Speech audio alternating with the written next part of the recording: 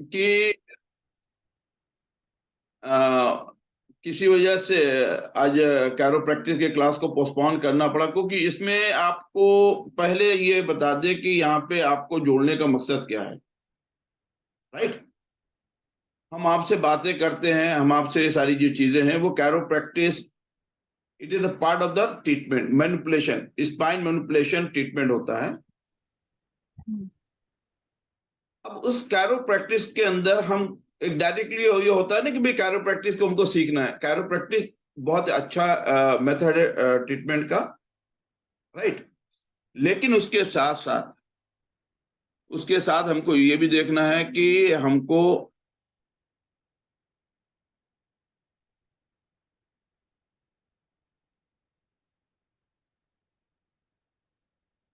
कैरोप्रैक्टिस, it is good. Good का मतलब ये होता है कि बहुत अच्छे, it is a very effective treatment method. लेकिन उसके साथ साथ हमको और भी बहुत सारी चीजों को सीखना होगा।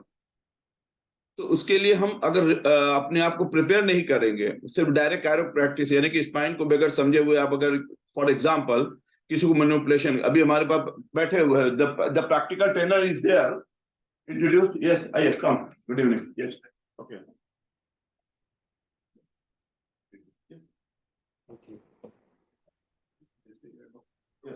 आप अपने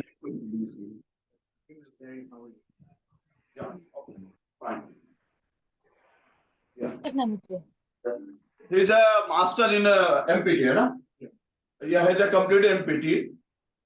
तो यहाँ पे अभी मैं पोस्टपोन करने का मेरा मकसद सिर्फ ये है कि आपको एक्यूपंक्चर, आज की मैंने जो क्लास रखी है वो बिल्कुल फ्री रखी है एवरीवन। आज की किस क्लास में हम आपको एजुकेशन देंगे, लेकिन ऐसा नहीं कि आपको कैरोप्रैक्टिक के क्लास के अंदर आपको एडमिशन नहीं देंगे। वो कैरोप्रैक्टिक आपकी स्पेशल क्लास है।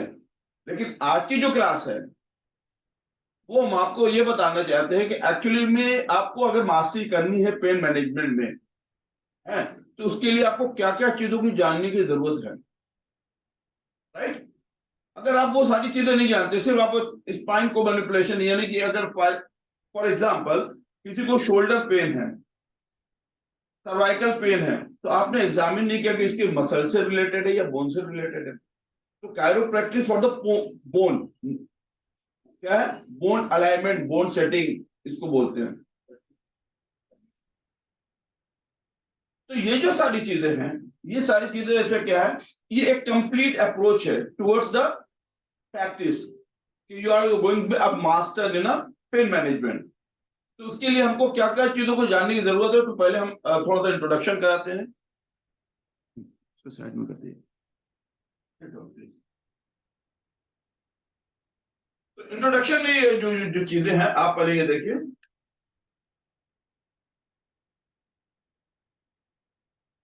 ये आपके स्क्रीन के ऊपर दिख रहा है, एक्यूपंक्चर, मॉक्सीबस्चल, कपिंग, हिजामा, spine manipulation and chiropractic. Please, ठीक है। तो ये जो चीजें हैं इसको आपको देखने के लिए यहां से मैं इसको शॉर्ट कर देता हूं। I think now is okay.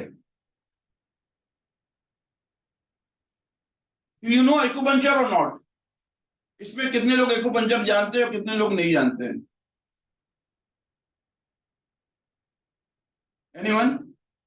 इसमें से ऐसे मेरे कोई साथी है जो एक्यूपंक्चर नहीं जानते हैं? बोले हाँ या नहीं। सभी लोग जानते हैं? Yes sir. Yes sir. All of you yes master? Sir. नहीं सर। या यस सर और नहीं सर, ये दो सर क्या से आ गए, एक ही सर है। थोड़ा बेसिक को जानते हैं। थोड़ा या बताइए। नहीं जानते। हैं? नहीं जानते, नहीं जानते। या नहीं जानते। एक्यूपंक्चर काम कैसे करता है? Yes, how does acupuncture work?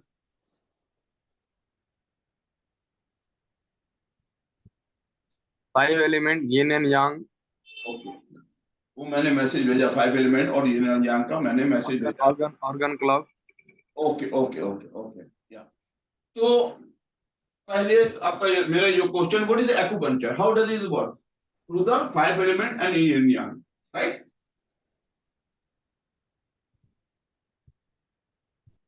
इसके इसके अंदर सबसे पहले आप क्या करते हैं? जब इसमें से कितने लोग हैं कि जो प्रैक्टिस करते हैं?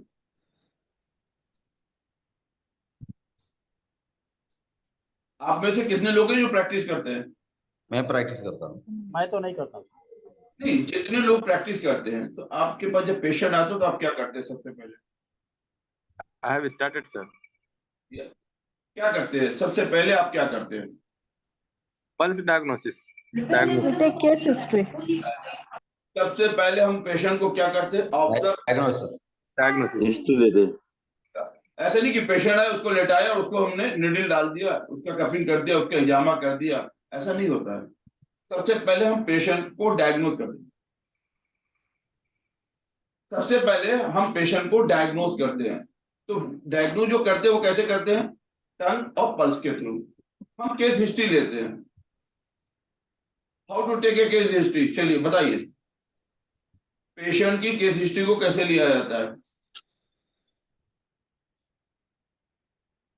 पहले तो पूछेंगे सर इसको तकलीफ क्या है। Asking questions.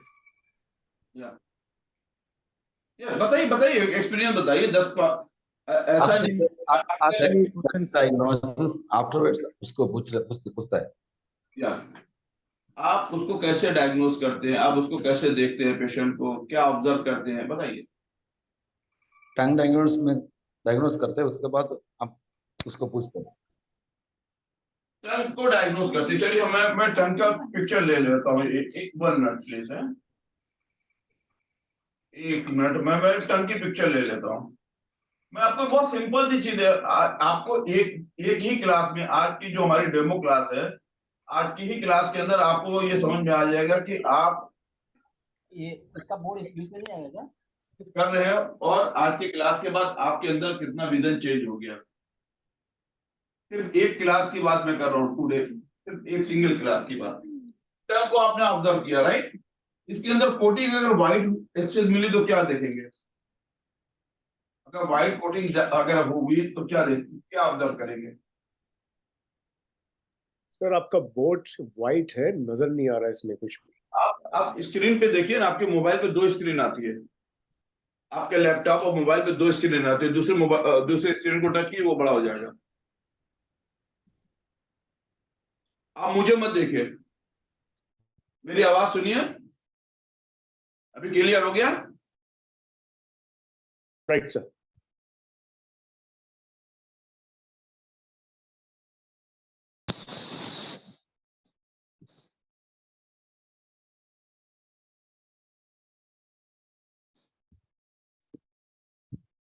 व्हाइट कोटिंग अगर आपको दिखती है तो क्या समझ में आता है पेशेंट के?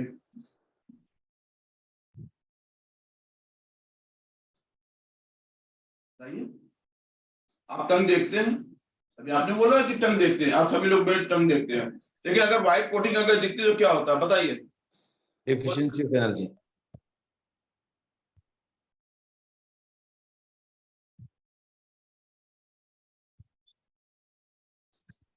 बोलिए बोलिए।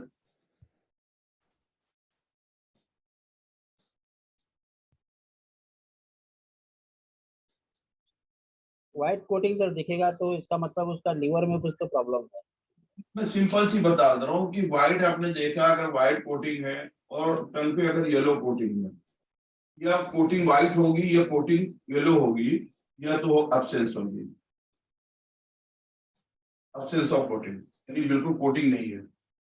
कि मैं 3 चीजें पूछ रहा हूँ। ये 3 पेशेंट आपके पास 3 आया, तीनों पेशेंट को क्या है? लो बैक पेन है। क्या है? Low back pain, right? एक पेशेंट में व्हाइट कोटिंग है, एक पेशेंट में येलो कोटिंग और एक पेशेंट में एब्सेंस कोटिंग, यानी इसको कोई कोटिंग नहीं है। आप क्या डायग्नोज करेंगे?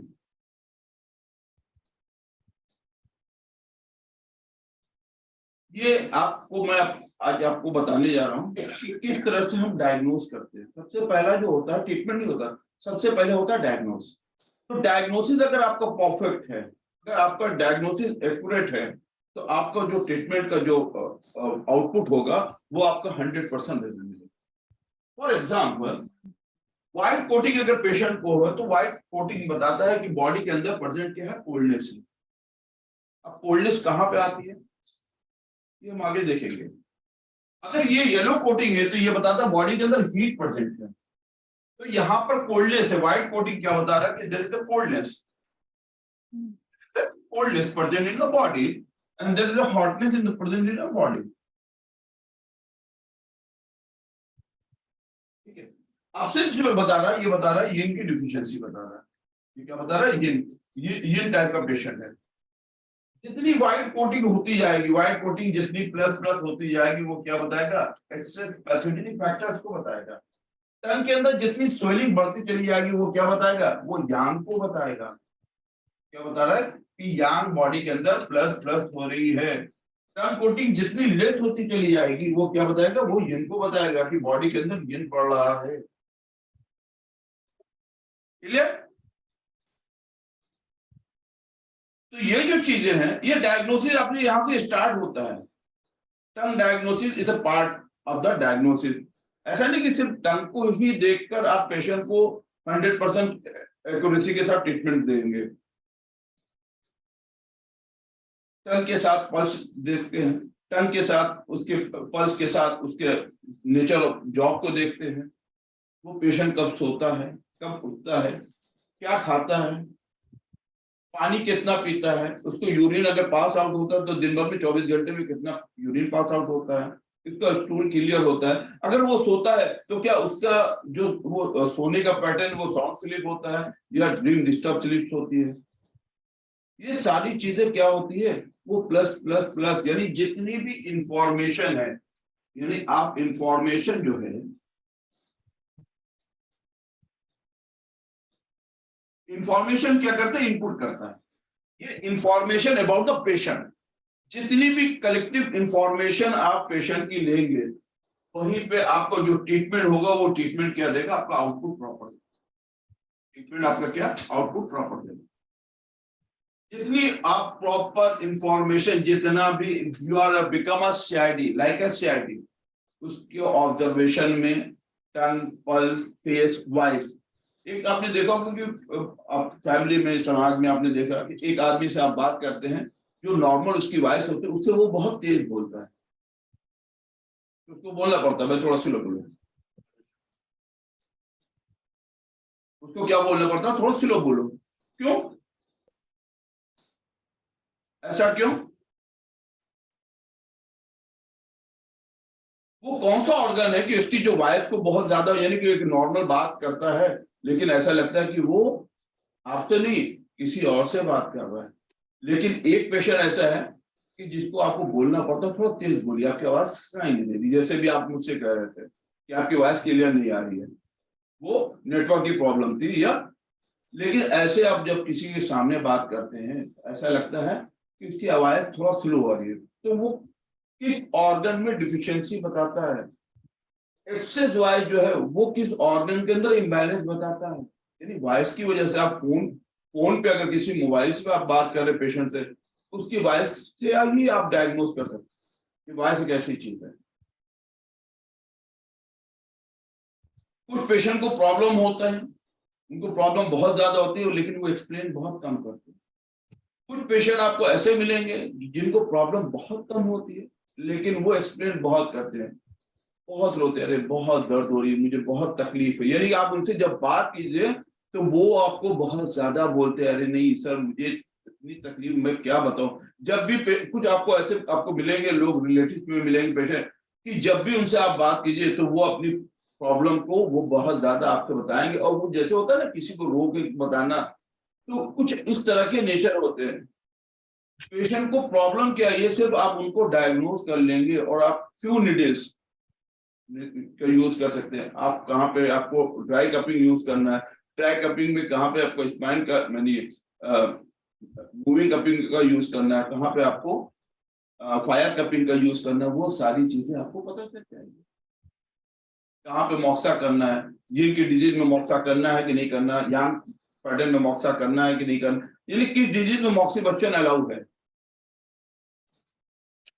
ये सारी चीजें करने के बाद एक्यूपंक्चर, मॉक्सीबक्शन, कपिंग की थेरेपी के बाद हम पूरे स्पाइन को पहले समझेंगे कि what is the spine. Spine होती क्या है, सर्वाइकल में कितने बोन्स होते हैं, उसका स्ट्रक्चर क्या होता है, थोरासिक में कैसे होता है, लंबर में कैसे होता है, सैक्रम में कैसे होता है, उसका स्ट्रक्चर क्या होता है, हम मूवमेंट जो देते हैं वहां पे स्लिप डिस्क क्या होता है, बल्जिंग क्या होता है, रूट नर्व कंप्रेशन क्या होता है, डिस्क हार्निएशन क्या होता है, ये सारी चीजें को सीखने के बाद तब उसको क्या करते हैं, it is called spine manipulation technique, जिसको हम बोन को सेट करते हैं। It is called the bone setting method. जैसे आपने पहले भी देखा होगा और आज भी गांव के अंदर आपको हार्डवेयर मिलते हैं, मिलते हैं। हाँ सर। वो पढ़े लिखे नहीं होते, वो थम्सअप होते हैं, उनको ये मतलब उनको कुछ भी आपके बॉडी ह्यूमन एनाटॉमी फिजियोलॉजी के बारे में कुछ भी पता नहीं, बोन मसल्स के बारे में कुछ भी पता नहीं, वो बोन सेटर उनको कहा जाता है। उसी बोन सेटर को आप ये सोचिए, उसको बोलते हैं osteopathy, it's called the osteopathy. तो इसमें जो पॉपिंग एंड क्रैकिंग साउंड जो आप सुनते हैं ना, जैसे आपने देखा हो कि बार्बर में या जो सैलून में जाते हैं, वो आपके बाल बनाता, फिर उसके बाद ऐसे रख के नेक को ऐसे आप कर देते थे पहले, अभी बहुत कम हो गया। उनको पता नहीं है कि ये क्या होता है, लेकिन आपको रिलीफ मिलता है। तो जो स्पाइन मैनिपुलेशन टेक्निक्स है वो किस तरह से करना चाहिए, वो प्रॉपर वे में मैं आपको सिखाऊंगा, ताकि आपसे कोई इंजरी ना हो पाए। क्योंकि ये आपने रॉन्ग अगर आपने प्रेशर दे दिया, फॉर एग्जांपल आपने एक राइट रॉन्ग मैनिपुलेशन दे दिया, पेशेंट का बोन फ्रैक्चर हो सकता है। आपको यह नहीं पता कि उसका डेंसिटी कितना है बोन की, ऑस्टियोपोरोसिस का पेशेंट है या ऑस्टियोपेनिया है, आपको ये नहीं पता, क्योंकि बोन के बारे में नहीं है। आपने सिर्फ ये सीख लिया कि बोन को कैसे सेट किया है। आपने रॉन्ग मोमेंट दे दिया, फ्रैक्चर हो गया, पैरालाइज हो गया। तो आपको कोई ऐसी चीज नहीं सिखाएंगे जिससे आप पेशेंट इंजर्ड हो और आपको प्रॉब्लम फेस करना पड़े।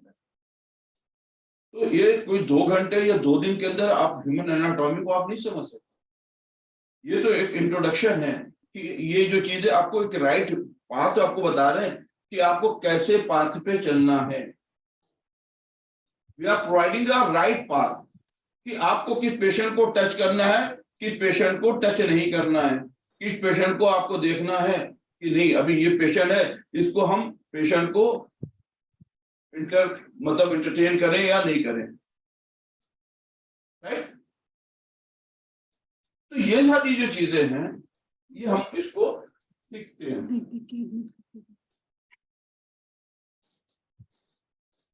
क्लियर? अब ये समझ में आ गया आप लोगों को? Yes sir. Yes, any question? हाँ sir. No. Yes.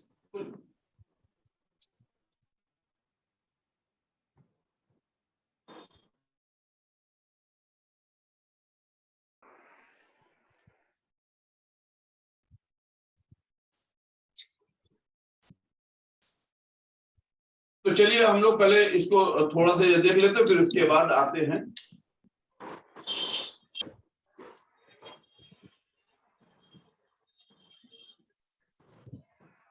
Introduction of the acupuncture needle.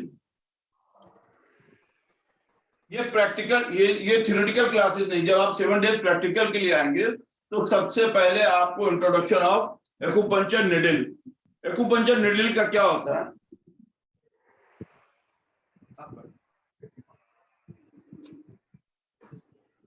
Needle को होल्ड कैसे करते हैं, नीडल को इंसर्ट कैसे करते हैं, आपको नीडल को कैसे पकड़ना है, नीडल को कैसे इंसर्ट करना है, ची को कैसे अराइव करना है, ये पहला आपका सेशन यहीं से स्टार्ट होगा। तो फर्स्ट सेशन जो आप आएंगे, आपका ये जो आज 6 दिन है, इसके अंदर आपको थ्योरी में बताऊंगा, लाइव डेमोन्स्ट्रेशन बताऊंगा। लेकिन जो प्रैक्टिकल के लिए आप आएंगे,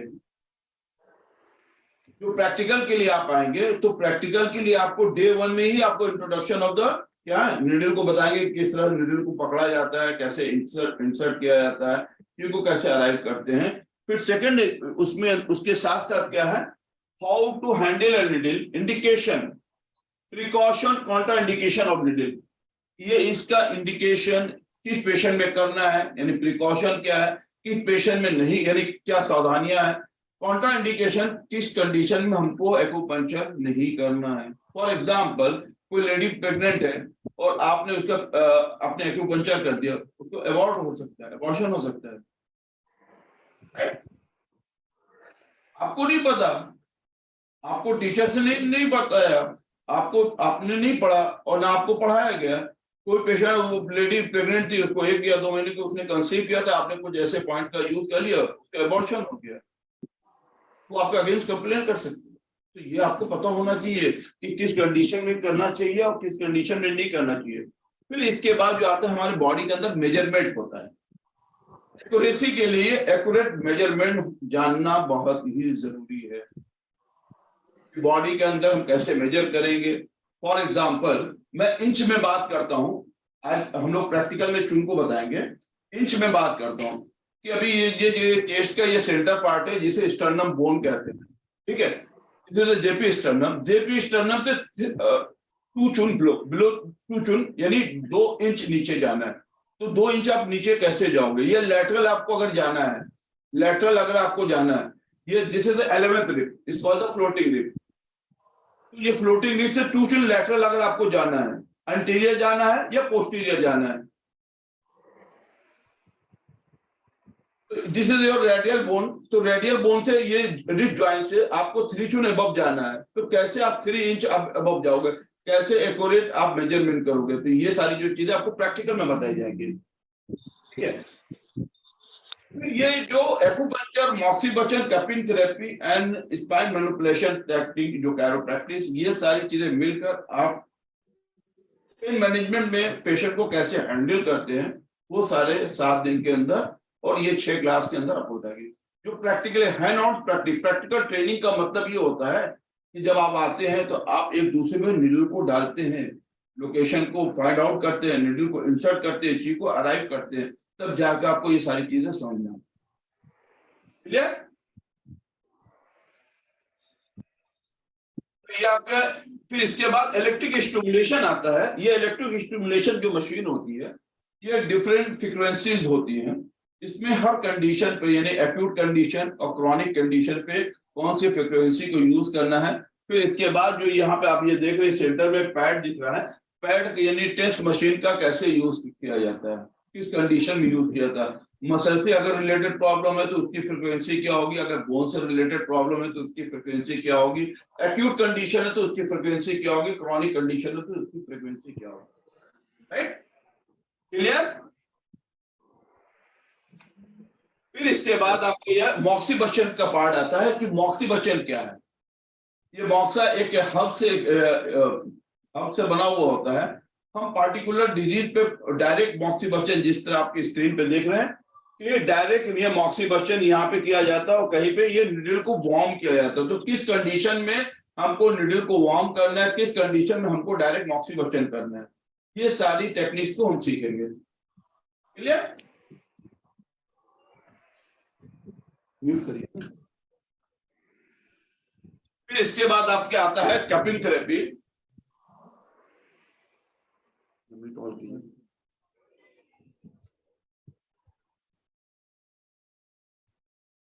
फिर इसके बाद आपका आता है कपिंग थेरेपी। कपिंग थेरेपी क्या है। कपिंग थेरेपी में 2 तरह की कपिंग होती है, एक ड्राई कपिंग होती है और एक वेट कपिंग होती है। तो ड्राई कपिंग में 2 कप होती है, एक मूविंग कपिंग होती है और दूसरी फायर कपिंग होती है। तो मूविंग कपिंग किस कंडीशन में यूज करेंगे, फायर कपिंग किस कंडीशन में यूज करेंगे, ये हम आपको डिजीज वाइज बताएंगे कि किस कंडीशन में कौन सी कपिंग का यूज करना है। फिर इसके बाद आता है हिजामा। हिजामा जो होता है वो ब्लड लेटिंग कहा जाता है। हिजामा इज ब्लड लेटिंग।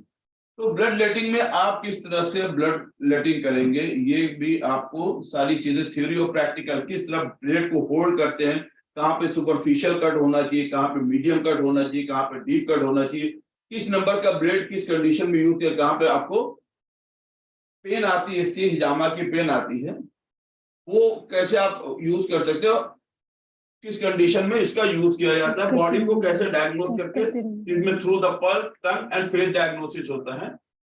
राइट। फिर इसके बाद आपके आता है कि कैरोप्रैक्टिस में सबसे पहले आपको क्या जानना जरूरी है।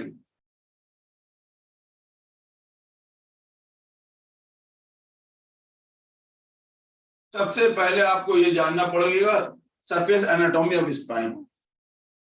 अगर एनाटॉमी ऑफ स्पाइन आपको नहीं पता है तो आप कभी भी एक अच्छे कायरोप्रैक्टिशनर नहीं बन सकते।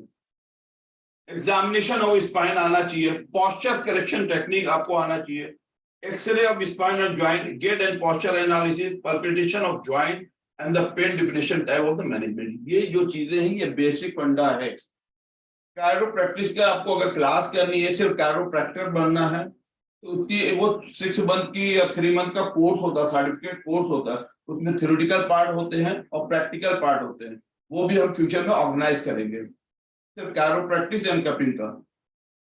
लेकिन अभी ये जो हमारी जो training acupuncture, मॉक्सीकल्चर, cupping and chiropractic, ये 4 चीजें इंक्लूड है इसमें। फिर इसके बाद जो आता है cervical spine, thoracic spine, lumbar, trapezial joint, manipulative mechanism of action, cause of the complication, organ and manipulation. ये स्पाइन को कैसे मैनिपुलेट किया जाता है। कभी कभी आपने देखा होगा कि आपको दर्द होती है बॉडी के अंदर, आप खुद ही क्या करते हैं, अपनी बॉडी को एडजस्ट करते हैं ही नहीं करते। कभी आप ऐसे कर लेते हैं, कभी आप ऐसे करते हैं, ये करते हैं आप लोग, कभी किया है? यस सर, किया है सर। क्यों करते हैं? वो आपको के बारे में कोई जानकारी नहीं है, लेकिन वो इटसेल्फ आप खुद करते हो। क्या उतनी नॉलेज होती है कि हम यहाँ पे, कभी आपने देखा होगा बहुत से लोगों को आदत होती है ऐसे उंगली बुलाने की। क्यों बुलाते हैं? उनको हैप्पीनेस होती है, जब वो क्रैकिंग करते एक साउंड होता है तो they are feeling relax. This is a manipulation, this is a bone setting. आप देखते हो कि सर में दर्द होता है, ये बोलते हैं अभी यहाँ पे दर्द हो, थोड़ा दबा दो, प्रेस कर दो, तो आप यहाँ पे प्रेस करने के बाद आपको रिलीफ मिलता है या पेन बढ़ जाता है? रिलीफ मिलता है। लेकिन जिस कंडीशन में ऐसा होता है कि जब आप प्रेस करते हैं तो रिलीफ मिलता है, तो वहां पे आपको वो मेरिडियन है एक्यूपंक्चर के अंदर, वो मेरिडियन उसको बोलते हैं पैथवे, यानी पैथवे ऑफ एनर्जी बोलते हैं, जहां से वो एनर्जी का मूवमेंट होता है। एनर्जी कैसे मूव होती है? Is like a river. Like a river मतलब वो एनर्जी 24 घंटा हमारी बॉडी के अंदर फ्लो करती है। कैसे ये फ्लो करती है? Through the meridian. ये 24 आवर्स ये मेरिडियन एनर्जी ऐसी हमारे बॉडी के अंदर फ्लो करती है।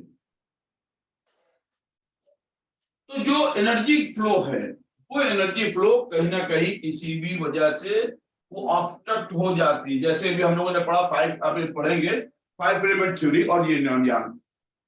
तो 5 एलिमेंट थ्योरी और यिन और यांग के थ्रू किस तरह हम डायग्नोस करेंगे और कैसे ट्रीटमेंट करेंगे, ये हम इसके बाद अभी हम स्टार्ट करेंगे। तो ये एनर्जी जो होती है, इसका जो मूवमेंट होता है कहीं ना कहीं वो ऑब्स्ट्रक्ट हो जाती है, वो एनर्जी ब्लॉक हो जाती है। तो वो एनर्जी जब ब्लॉक हो जाती है, एनर्जी का जब फ्लो ब्लॉक होता है, तो जो ईज होता है हमारी बॉडी के अंदर, जो ईज होता है उसके अंदर क्या है, ब्लॉकेज होने के बाद क्या लग जाता है, तो क्या हो जाता है, डिजीज हो जाती है हमारी बॉडी को। क्या होती है? डिजीज हो जाती है, अनहेल्दी फीलिंग होती है। तो बॉडी के अंदर जैसे 5 एलिमेंट के अंदर क्या होता है कि देयर 5 थिंग, यानी एलिमेंट्स, ये 5 जो एलिमेंट्स होते हैं वो क्या है, wind, heat, humidity, dryness and coldness. जैसे ये 5 चीजें हैं, ये हमारे बॉडी के अंदर शुड बी द बैलेंस। तो बोला कि ये व्हाट इज द 5 एलिमेंट, बोला कि 5 एलिमेंट वो चीज है, वो हमारी बॉडी में वो चीज एग्जिस्ट करती है जो नेचर में होता है। जैसे नेचर में विंड भी होता है, वो चीज हमारी बॉडी में होता है। नेचर में हीट होती है, वो भी चीज हमारी बॉडी में होता है। नेचर में ह्यूमिडिटी होती है, वो भी हमारी बॉडी में होता है। नेचर में मेटल होता है, वो भी हमारी बॉडी में होता है। नेचर में कोल्डनेस यानी वाटर होता है, वो भी हमारी बॉडी में। तो ये हमारा नेचर से हमारी बॉडी को कंपेयर किया गया। द 5 एलिमेंट एग्जिस्ट करता है, जो चीज नेचर में एग्जिस्ट करती है वही चीज हमारी बॉडी में एग्जिस्ट करती है। तो ये जो चीजें हैं, अगर ये बैलेंस रूप में अगर हमारी बॉडी में चलती है तो हमारी बॉडी ईज होती है। जब ये इम्बैलेंस हो जाती है, फॉर एग्जाम्पल कि अगर कोई भी एलिमेंट अगर एक्सेस हो जाता है, फॉर एग्जाम्पल अगर हीट एक्सेस हो गई, हमारी बॉडी के अंदर हीट अगर एक्सेस हो गई तो क्या होगा,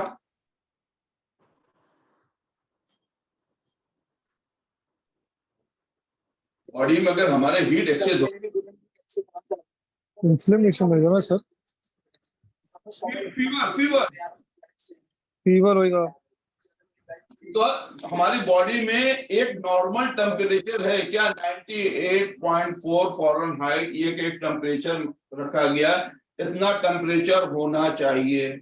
इससे ज्यादा अगर ये टेम्परेचर हो गया तो हम क्या करते हैं, मेडिसिन लेते हैं, उस टेम्परेचर को कम करते हैं। अदरवाइज क्या करेगा, वो हमारी बॉडी को डैमेज करता है, हमारे ऑर्गन्स को डैमेज करता है। किसी को अगर विंड एक्सेस हो गई, अब जैसे हीट की बात किया, किसी को अगर विंड एक्सेस हो गई,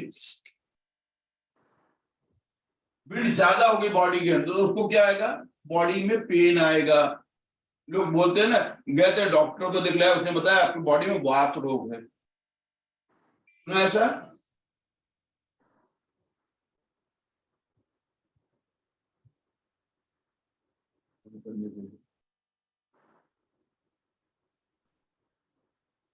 सुना है या नहीं?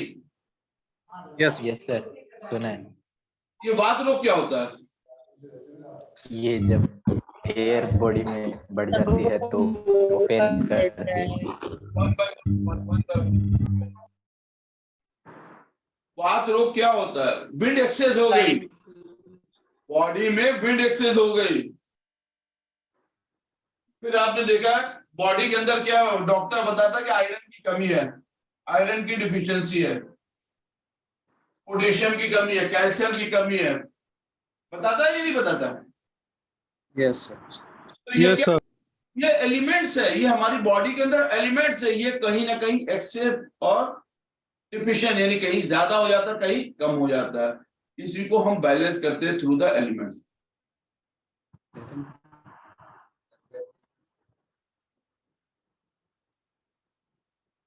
ये आपके, ये प्रैक्टिकल ट्रेनिंग इस तरह से होती है। यहाँ नीडल का आपको बताया जाएगा किस तरह नीडल होल्ड करते, एक्सरे है, पोस्चर एग्जामिनेशन है, ये सारी चीजें आपको सीखने को मिलेगी कैसे होता है। ठीक है, तो अभी हम लोग कुछ क्वेश्चन आंसर करते हैं, फिर उसके बाद आगे बढ़ेंगे। यस, बताइए, एनी क्वेश्चन?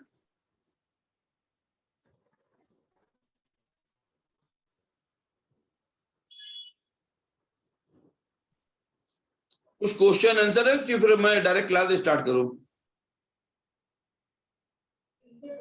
नो सर, कोई क्वेश्चन नहीं है। बहुत अच्छा समझाया आपने। नहीं, अच्छा तो हम सब समझेंगे ना कि मैंने अच्छा समझाया कि आप लोगों को कुछ सीखने को मिल जाए। मेरी कोशिश है कि देखिए, बहुत सिंपल सी चीज है, हर आदमी अपनी तारीफ सुनना पसंद करता है, कोई बुराई सुनना पसंद नहीं करता है कोई? सही बोले सर, बेशक सही बोले सर, तारीफ ही सुनेगा अपनी। कोई अपनी बुराई सुनना पसंद करता है? नहीं सर, कोई नहीं क्यों? सर, ऑब्वियसली सर अपनी अच्छा ही सुनेगा सर, बुराई क्यों सुनेगा? एक मेल टेंडेंसी है सर, ह्यूमन बीइंग की टेंडेंसी ह्यूमन बीइंग की। चलिए बहरहाल, लेकिन मैं उसको ठीक है, अच्छी बात है। देखिए, अब हम आ जाते हैं। I want to know one thing. Please mute, my dear. I request to all. 1 minute, sir. 1 minute. I have a question. हाँ, यस, बोलिए। अभी हम डायग्नोसिस क्लास स्टार्ट करने जा रहे हैं। One small question. या बोलिए, small is not a matter. Okay. Like sometimes what happen if we have an excess fire and to balance or to sedate the fire, the water get all, because we do a tonification of water points. So in the next sitting, the water also gets depleted. यहाँ पे अभी ऐसा है कि जिस तरह से अभी आपको ये बता दें कि 5 एलिमेंट थ्योरी है क्या।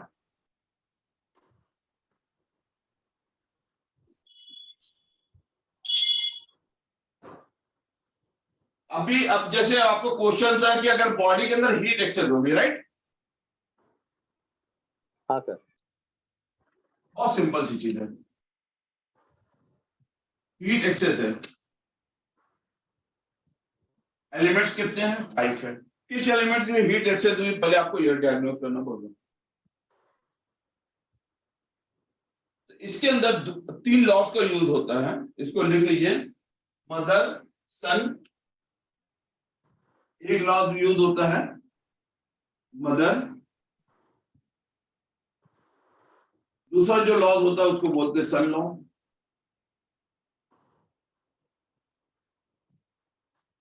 अगर हीट एक्सेस हो गई किसी भी ऑर्गन में, अगर हीट एक्सेस हो गई किसी भी ऑर्गन में, तो उसके क्या करेंगे, उसके सन पॉइंट को सिलेक्ट कर दीजिए। यानी कोई भी ऑर्गन अगर इम्बैलेंस हुआ, फॉर एग्जांपल यहाँ पर मैं आपको चार्ट लेकर दिखा दूं तो ज्यादा बेटर होगा।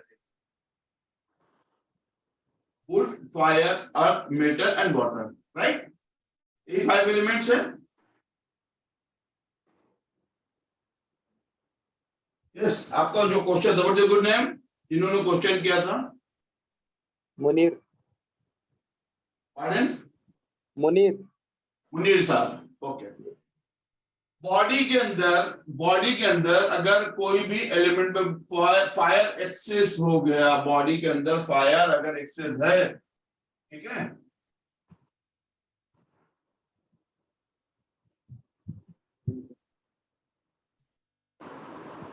फायर अगर एक्सेस हो गया किसी भी ऑर्गन में, तो ये पता चलेगा ना। फॉर एग्जांपल फायर, फीवर होता है, आपने देखा how many types of fever, how many types of fever?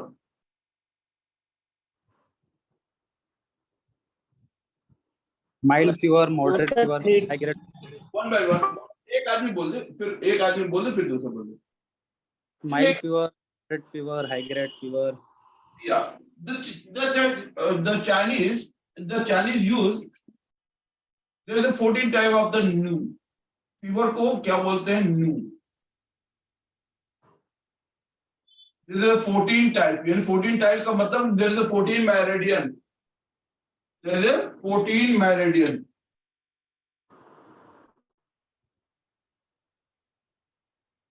Meridian का मतलब कि वो क्या होगा, या वो गुड एलिमेंट से होगा या तो फायर एलिमेंट से होगा। फायर में 4 आते हैं organ, heart, small intestine, pericardium है, डिपल वार्मर। अर्थ में 2 आते हैं, स्टमक, स्प्लीन, लंग्स। मेटल में आता है, वाटर में किडनी है, यूबी, और वुड में liver and gallbladder. There is 14 meridian. 14 meridian में मतलब 14 type of fever, there is 14 type of the, इसको फीवर को न्यू बोलते हैं। न्यू मतलब फीवर, ये क्या 14 तरह के होते हैं, 14 टाइप। इसके अंदर जब आप डायग्नोस कर देंगे, जब डायग्नोस करेंगे तो एक्यूट कंडीशन में क्या करेंगे? एक्यूट, फॉर एग्जांपल यहाँ पे मैं बात ले लेता हूं लीवर की, अभी आपको ये समझ में आ जाएगा, ठीक है। पेशेंट को लीवर से प्रॉब्लम थी, उसके बॉडी के अंदर हीट एक्सेस होगी, तो यहाँ पे एक्यूट कंडीशन, इसको बोलते हैं क्रिएटिव और generative cycle. Wood create to fire, fire create to earth. इसको नोट कर लीजिए। This is the first element wood, the second element is the fire, and the third element is the earth, and the fourth is the metal, and the fifth is the water, right? Clear? Is it clear to everyone? Yes, sir. Okay, तो wood, इसको क्या बोलते हैं? Creative और generative cycle. ये क्या करता है? Wood create to fire, fire create to earth, earth create to the metal, metal create to the water, water create to the wood. इसको ये बोलते हैं, ये हमारी life cycle is the process of life in the phases of life. Is the 5 element क्या? Is the process of life and phases of life. ये जो है, ये हमारे प्रोसेस ऑफ फेजेस, ये डिजीज के कंडीशन को बताता है कि वो डिजीज किस कंडीशन में है और हमको पॉइंट का सिलेक्शन कैसे लेना है। तो यहाँ पे जो क्रिएटिव और सार्किल है, वुड और फायर में आपस में रिलेशन क्या हो? Wood is a mother, wood is a mother, fire is a son. ठीक है? तो यहाँ पे मैं आपको लीवर का इसलिए होता है कि अगर लीवर के थ्रू हीट बढ़ गई तो क्या करेंगे? लीवर के हीट को सिलेक्ट कर देंगे। एक तो ये हो गया,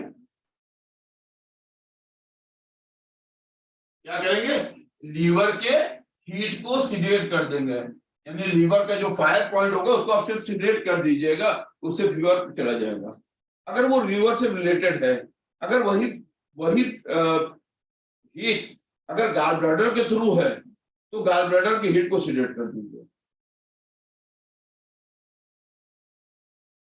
क्लियर? तो इसी तरह आप डायग्नोज करेंगे, तो डायग्नोज करने के बाद आप उसके हीट को सिलेक्ट कर देंगे। अभी किसी को फॉर एग्जांपल किसी को अगर लूज मोशन बहुत ज्यादा होता है, स्टार्ट हो गया, तो कौन सा एलिमेंट एक्सेस हो गया?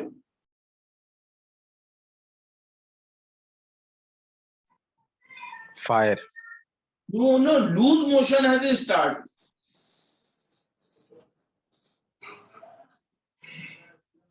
metal. No, water. अर्थ रहेगा ना स्टमक। Fire sir, fire. अरे सर कैसे? अगर उसको लूज मोशन यानी वाटर बॉडी मोशन क्या होता है? It should be the pastry. उसके अंदर अगर वाटर एक्सेस हो गया तभी तो उसको लूज मोशन हो रहा है। ओके सर, हाँ। बात समझ में आया? Yes sir. Water element excess हुआ तभी तो। अगर वाटर, अब वही पेशेंट को अगर कॉन्स्टिपेशन अगर एक्सेस हो गया तो जो पेस्ट्री है वो स्टूल हार्ड हो गया, यानी वाटर एलिमेंट उसके अंदर कम हो गया, अर्थ एलिमेंट एक्सेस हो गया, क्योंकि अर्थ क्या है? सबसे ज्यादा हार्ड होता है। अर्थ एलिमेंट सबसे ज्यादा हार्ड होता है। तो एक तरफ अगर लूज मोशन हो रहा तो कौन सा एलिमेंट बढ़ गया? वाटर एलिमेंट बढ़ गया।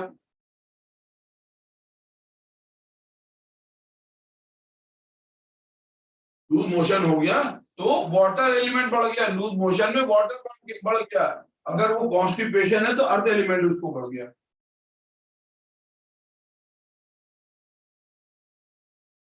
क्लियर?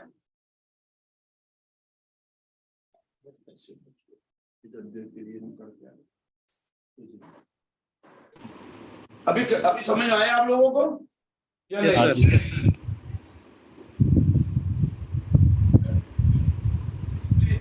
प्लीज म्यूट आंसर देने के बाद mute. Yes, okay, thank you. चलिए नेक्स्ट क्वेश्चन। किसी को कफ एंड कोल्ड, किसी पेशेंट को कफ एंड कोल्ड हो गया, ये कौन कोल्ड एलिमेंट कौन सा हुआ? वाटर। Water element. तो ये क्या करेंगे? लंग्स के कोल्डनेस को सिलेक्ट कर देंगे। कफ बन रहा है तो कफ का मतलब बलगम, स्टिकी चीज। तो वो स्टिकी चीज कहां से आती है? वो हमेशा अर्थ एलिमेंट से आता है। वो हमेशा अर्थ एलिमेंट से आता है। लेकिन इसको कंटिन्यू, उसको खांसी अगर आ रही है, वो पेशेंट को कंटिन्यू अगर खांसी आ रही है तो कौन सा एलिमेंट बढ़ गया? विल्ड एलिमेंट उसका बढ़ गया। किसका? लंग्स में विल्ड एलिमेंट बढ़ गया। लंग्स के विल्ड पॉइंट को सिलेक्ट कर दिए तो कंटिन्यू जो खांसी है वो भी कम हो जाएगा, और उसके अंदर जो कोल्ड है तो लंग्स का विंड पॉइंट और लंग्स का वाटर पॉइंट, ये क्या करेंगे? लंग्स का wind point of the lung, अब इसमें क्या है?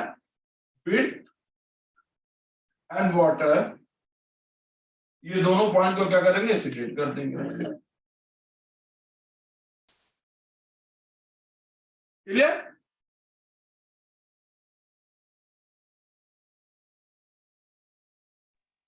Yes sir. पंडा समझ में आ रहा है? यूरिन हो रही है, पेशाब हो रही है, लेकिन उसमें बहुत बर्निंग सेंसेशन हो रहा है। कौन सा एलिमेंट बढ़ गया यूरिनरी ब्लैडर में? Water and fire. No, urine हो रही है नॉर्मल, उसको जो यूरिन हो रहा है एक्सेस नहीं हो रही है। यूरिन हो रही है लेकिन एक्सेस नहीं हो रही, जितनी नॉर्मल उतनी उसको यूरिन हो रही है, लेकिन उसके अंदर बर्निंग सेंसेशन हो रहा है। Fire element. फायर एलिमेंट क्या करेंगे? यूरिनरी ब्लैडर के फायर एलिमेंट को सिलेक्ट करेंगे। कैसे क्या करेंगे? यूरिनरी ब्लैडर के फायर एलिमेंट को सिलेक्ट कर देंगे। एक मिनट, यहाँ पे पता चले अभी क्या है।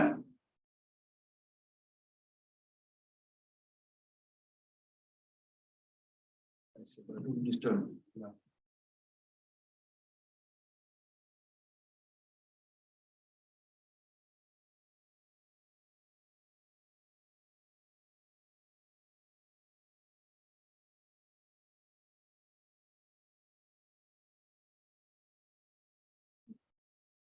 यूरिन के अंदर क्या बढ़ गई है, हीट एक्सेस बढ़ गई है। तो यूरिन में अगर हीट एक्सेस बढ़ गई तो हम क्या करेंगे, यूरिनरी ब्लैडर के हीट को सिडेट कर देंगे, उसमें क्या करेंगे, हीट को सिडेट कर देंगे, हीट को सिडेट कर देंगे। लेकिन अगर यही यूरिन में स्मेल बहुत है, देन पेशाब में स्मेल बहुत है। आपने कभी फैमिली मेंबर ने देखा होगा, कोई जाता है यूरिन के लिए तो आप दूसरा जो सेकंड पर्सन जाता है उसको बोलता है अरे तुम्हारे बहुत स्मेल आती है, तो कौन सा एलिमेंट बढ़ गया, which element has increase? Yes, hello, metal sir, metal. Metal में नहीं आएगा। मेटल में तब आगे जब उसके अंदर प्रोटीन प्रेजेंट होगा, क्योंकि हमारी बॉडी से निकल रहा है, मेटल निकल रहा है, यूरिन से निकल रहा है, उसमें प्रोटीन प्रेजेंट होगा। लेकिन अगर स्मेल बढ़ रही तो उसके अंदर स्मेल कहां से आती है, अर्थ से आती है, यानी उसके अंदर गंध जो आ रही है, स्मेल आ रही है, वो क्या अर्थ एलिमेंट उसका एक्सेस हो गया, इम्बैलेंस हो गया, उस यूरिनरी ब्लैडर में अर्थ एलिमेंट को सिडेट कर दी, स्मेल चली जाएगी। बहुत सही, सही बात। ये जो डायग्नोसिस, जो पेन मैनेजमेंट में हम आपको बताना चाह रहे हैं, ये क्या है, ये जो सारी चीजें हैं, ये क्या होता है, बहुत सिंपल सी चीज हम आपको बता दें। ये चीजें हम अभी फीवर पे, यूरिन पे, कफ एंड कोल्ड पे बात तो हमारी क्लास पेन मैनेजमेंट पे हम इस चीजों पे बात क्यों कर रहे हैं, इसलिए कर रहे हैं कि आप अगर पेशेंट को डायग्नोज करते हैं प्रॉपर, तो आपके फ्यू निडल से पेशेंट का पेन 100% चला।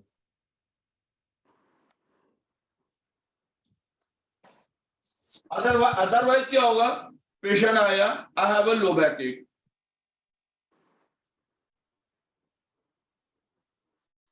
आई हैव अ लो बैक एक, पेशेंट ने ये कंप्लेन किया कि मुझे यहाँ पे लंबर में पेन होता है। आपने ये क्या किया, यहाँ पर आपने एक्यूपंक्चर भी कर दिया, कपिंग भी कर दिया, एग्जामा भी कर दिया, उसका स्पाइन मैनिपुलेशन कर दिया, लेकिन वो पेन नहीं जाएगा। क्यों? क्योंकि ये लंबर पोर्शन है, सी हियर, ये लंबर पोर्शन है। जब हम स्टेट आते हैं तो हमको ये क्या मिलता है, ये हमारा एम्ब्लिकस मिलता है, यहाँ पे क्या मिलता है, स्मॉल इंटेस्टाइन मिलता है, यहाँ पे क्या मिलता है, हमारा यूरिनरी ब्लैडर होता है, यहाँ पे क्या होता है, किडनी होती है। वो रेफर पेन है, किडनी में स्टोन है, या उसको कोई ना कोई अल्सर है, कोई ना कोई प्रॉब्लम है, इस चीज से वो पेन क्या, वो रेफर हो रहा है, वो रेफर होके बैक में जा रहा है।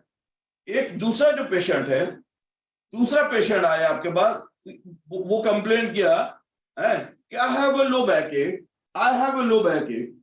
तो अभी आप यहाँ पे देखिए कि अभी इनका जो लो बैक एक का कॉज क्या है, एब्डोमेन, ये ओबेस है, ये जितना ये नीचे की तरफ जाएगा उतना वो क्या करेगा, ये स्टेज करेगा कहाँ पे, वो पेन को करेगा। तो लो बैक एक का कॉज क्या है, ये ओबेसिटी है। इस पे काम कीजिए, ऑटोमेटिक ये चला जाएगा।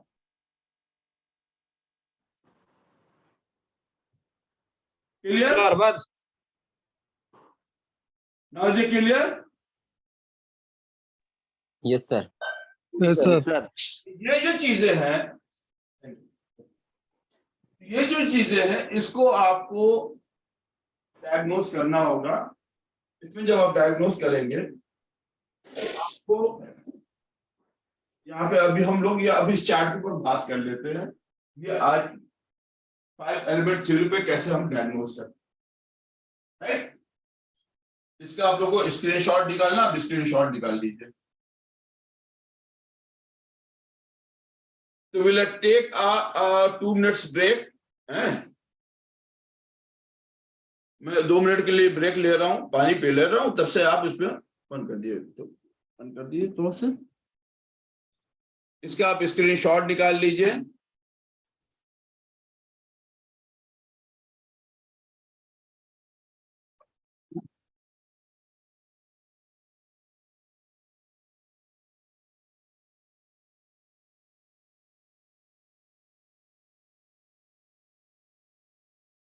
ये आज हम लोग की 5 एलिमेंट पे डायग्नोसिस जो क्लास है, उस पे हम डायग्नोस करके किस तरह से, कैसे हम सीजन वाइज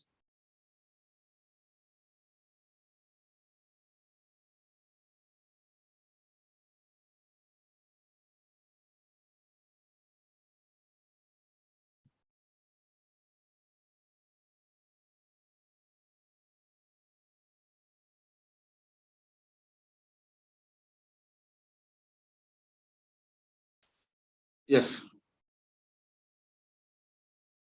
अब यहाँ पे आप ये देखिए कि 5 एलिमेंट में है। हेलो, आवाज आ रही है? जी सर, आ रही है। Yes sir. ओके, बस प्लीज म्यूट, अभी म्यूट कर लीजिए। अभी यहाँ पे हम यह देख रहे हैं, तो पहला इधर सीजन पे बात कर लेते हैं। अगर कोई प्रॉब्लम आती स्प्रिंग सीजन में, तो कौन सा ऑर्गन इसके अंदर इन्वॉल्व होता है? Liver and gallbladder. Season wise अगर कोई प्रॉब्लम आती है समर में, तो हार्ट और स्मॉल इंटेस्टाइन इसके अंदर इन्वॉल्व होता है। लेट समर यानी रेनी सीजन में अगर आता है, तो सबसे ज्यादा हमारा डाइजेस्टिव सिस्टम इन्वॉल्व होता है, स्प्रिंग एंड समर।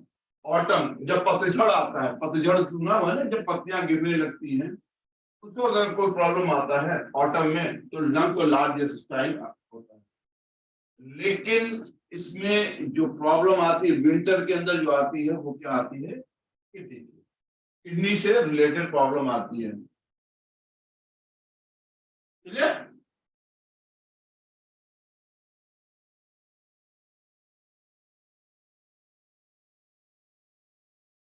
तो ये जो चीज है ये सीजन वाइज है। प्रॉब्लम क्या है? पेन से रिलेटेड है। लेकिन वो सीजन में हम ये देखते हैं कि किस सीजन में पेशेंट कंप्लेन कर रहा है। अभी जो सीजन चल रहा है वो कौन सा सीजन है? यस, गर्मी है, समर है। इस वक्त अगर पेशेंट आता है और आपको कंप्लेन करता है कि आई हैव अ पेन, मुझे बॉडी में पेन हो रहा है, तो सबसे पहले आप किस ऑर्गन पे जाएंगे? Small intestine, heart. Small intestine, heart. ऐसा नहीं उसका हार्ट का ट्रीटमेंट। इसमें जो होता है सीजन वाइज जो होता है, मैं आपको बता दूं, सीजन वाइज में जो होता है, किसी सीजन में जो किसी में यंग ऑर्गन सबसे पहले इफेक्टेड होता है, किसी सीजन में किसी में यंग ऑर्गन सबसे पहले इफेक्टेड। फॉर एग्जांपल स्प्रिंग में जो होता है वो लीवर सबसे ज्यादा इफेक्टेड होता है। समर में जो इफेक्टेड होता है वो यंग ऑर्गन इफेक्टेड होता है, स्मॉल इंटेस्टाइन होता है। रेनी सीजन में जो सबसे ज्यादा इफेक्टेड होता है वो हमारा स्टमक होता है। ऑटम में जो होता है स्किन डिजीज वगैरह जो जितनी होती है वो लंग्स में होता है। लेकिन अगर वाटर में अगर यानी कि कोल्डनेस अगर विंटर में अगर कोई होता है तो वो हमारा किडनी होता है। तो कहीं पे यंग ऑर्गन इफेक्टेड होता है, किसी सीजन में यंग ऑर्गन इफेक्टेड होता है। फॉर एग्जाम्पल आपने देखा होगा कि जब रेनी सीजन होता है, बरसात का समय टाइम होता है, तो उस वक्त सबसे ज्यादा आपको पेशेंट मिलते हैं लूज मोशन, डायरिया, कॉलरा, हैजा। ये जितनी भी प्रॉब्लम आती है ये आपको रेनी सीजन में क्यों आती है? क्योंकि इसके अंदर फ्लक्चुएशन बहुत होता है वेदर का। कभी बहुत ज्यादा बारिश, 2 दिन अगर बहुत अच्छी हो गई तो क्या होगा? मौसम ठंडा हो जाएगा। बारिश 2 दिन के बाद बारिश होने के बाद अगर धूप बहुत ज्यादा निकली तो क्या होगा? ह्यूमिडिटी एक्सेस हो जाएगी। तो अभी क्या है, कभी ठंडा था, कभी बॉडी के अंदर ह्यूमिडिटी एक्सेस हो गई, तो हमारा जो डाइजेस्टिव सिस्टम वो क्या, वो फ्लक्चुएट करता है। वो कैसा? उसके अंदर फ्लक्चुएशन होती है। तो वो फ्लक्चुएट करने के बाद उससे क्या होता है, हमारा स्टमक सबसे पहले अपसेट होता है। तो वोमिटिंग, लूज मोशन, डायरिया, ये सबसे ज्यादा आपको रेनी सीजन में मिलेगा। तो इसके अंदर क्या, यंग ऑर्गन इफेक्टेड होता है। लेकिन जैसे ऑटम आता है लेट उसमें आता है, तो हमारा लंग, क्योंकि लंग्स क्या इज ए कैनोपी, ये सबसे पहला ऊपर ऑर्गन है।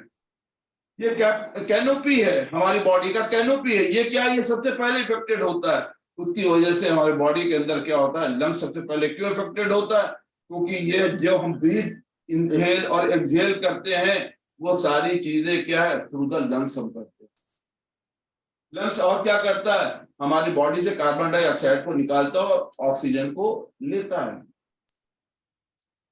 तो ये लंग्स बहुत काम करता है। ये लंग क्या है, जो प्रोटेक्टर।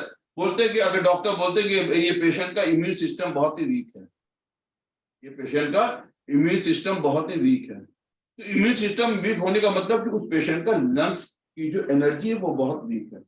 यानी जो डिफेंसिव है, जो डिफेंस करती है हमारी बॉडी को, जो प्रोटेक्ट करती है, जो डिफेंसिव चीज है वो हमारी बॉडी में कहाँ मिलती है? लंग्स के अंदर मिलती है। अगर वो चीज वीक होगी तो हम बहुत जल्दी बीमार हो जाएंगे।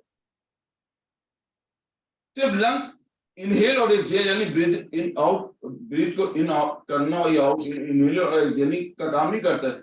ये हमारी बॉडी में लुब्रिकेशन का भी काम करता है, ये हमारी बॉडी में मॉइस्चर का भी काम करता है, ये हमारी बॉडी को स्किन को भी देखता है, और ये जो फ्लूइड्स होता है वो हमारी बॉडी के अंदर लुब्रिकेशन भेजता है।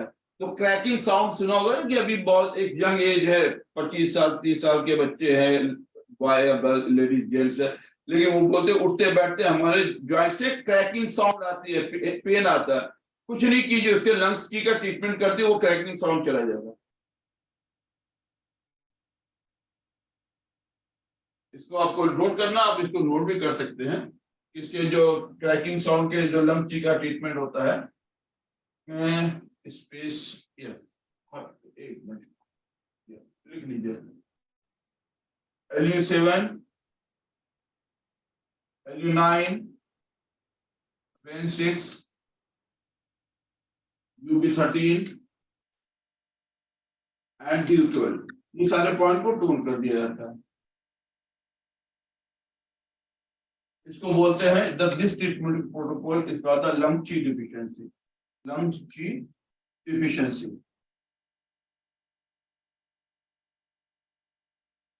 इसके साथ आप इसको ऐड करना है, इसमें आप स्टमक 36 को ऐड कर सकते हैं। ये इतने पॉइंट को आप दे दीजिए, 2 से 3 सिटिंग के बाद वो पेशेंट को क्रैकिंग जॉइंट से क्रैकिंग साउंड बंद हो जाएगा। 101% नहीं 200% ये प्रूव्ड है, जो आपको मैं बता रहा हूँ ट्रीटमेंट प्रोटोकॉल। लिख लिया आप लोगों ने?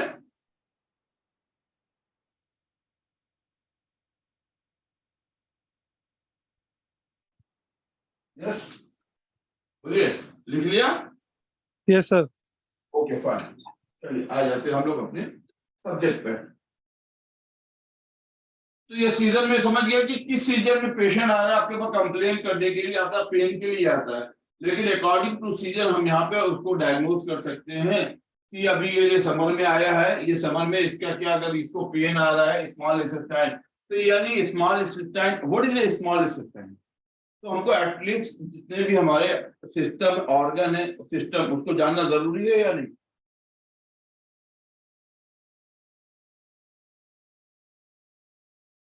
Yes or not? Yes sir. Yes sir.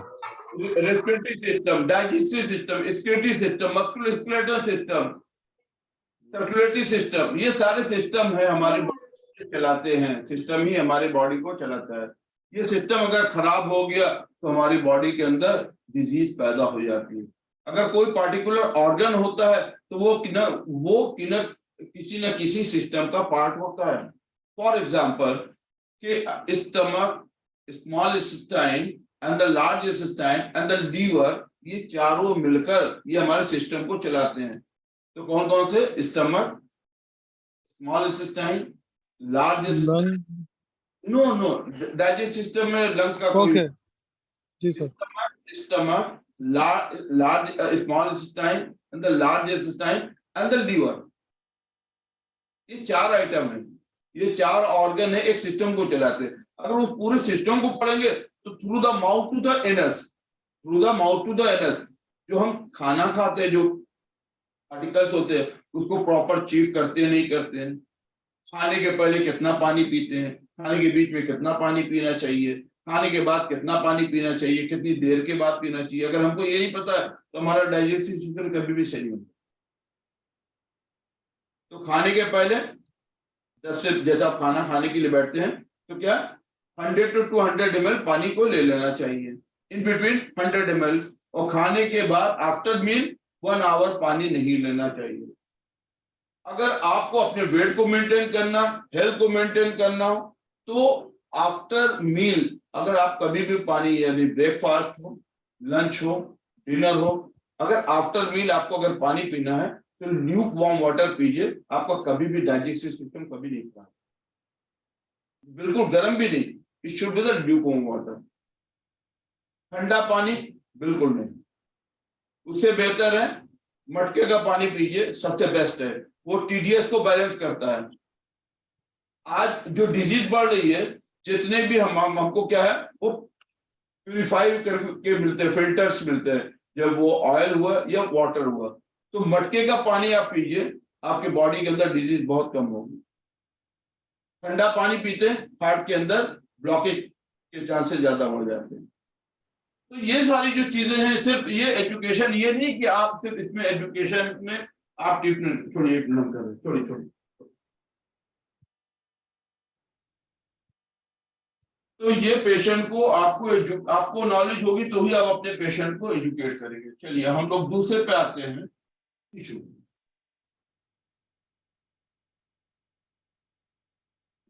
Tissue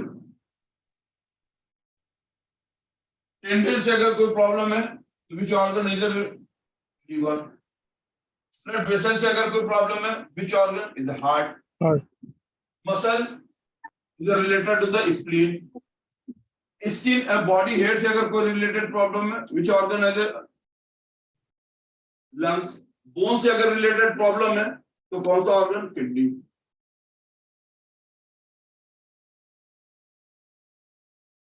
clear?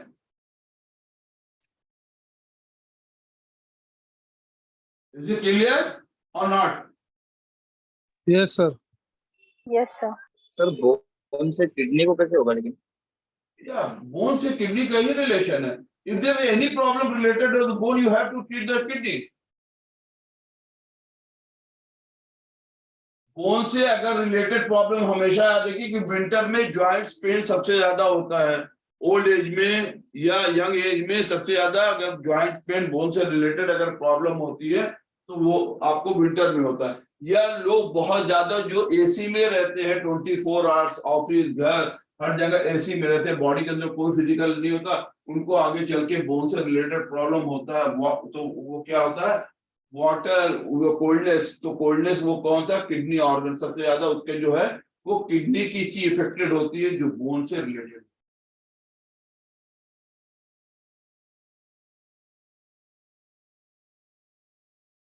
Clear? Yes, Yes, sir. sir. Any doubt? No, sir. As of now, no. Anyone, क्योंकि अभी इसके बाद हम आगे बढ़ेंगे। ये आपका ये 5 एलिमेंट से आपका ये डायग्नोसिस आज से शुरू हो। आपका ये क्लास के बाद, अभी आप क्लास करने से पहले और क्लास के बाद आपकी क्या चेंजेस है, आप ये खुद अपने आप को एग्जामिन कर सकते हैं कि नहीं। अभी ये मैं प्रैक्टिस करता था तो अभी एक ही क्लास के बाद मुझे कितना फर्क पड़ा।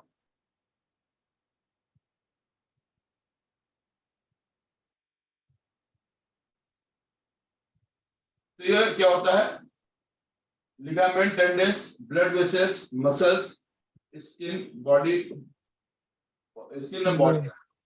अगर मसल वीक हो रही है, पेशेंट आया बोलता है कि मेरी मसल वीक हो रही है, यंग है लेकिन उसकी मसल्स अगर वीक हो रही है, यंग है लेकिन उसकी मसल्स जितनी स्ट्रांग होनी चाहिए नहीं है, वीक हो रही है, तो क्या करेंगे?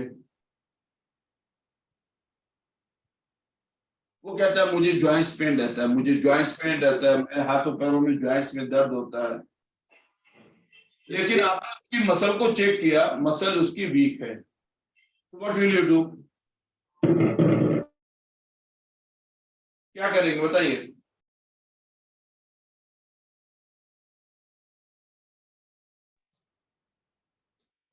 स्प्लीन पर ही वर्क करेंगे ना? यस, स्प्लीन पे वर्क करेंगे। स्प्लीन पे वर्क करने के लिए हम क्या करेंगे? स्प्लीन ची डिफिशियंसी का ट्रीटमेंट देंगे। लिख लीजिए, स्प्लीन ची डिफिशियंसी का ट्रीटमेंट देंगे। इस पे क्या करेंगे? आप मॉक्सिबस्टन भी कर सकते हैं।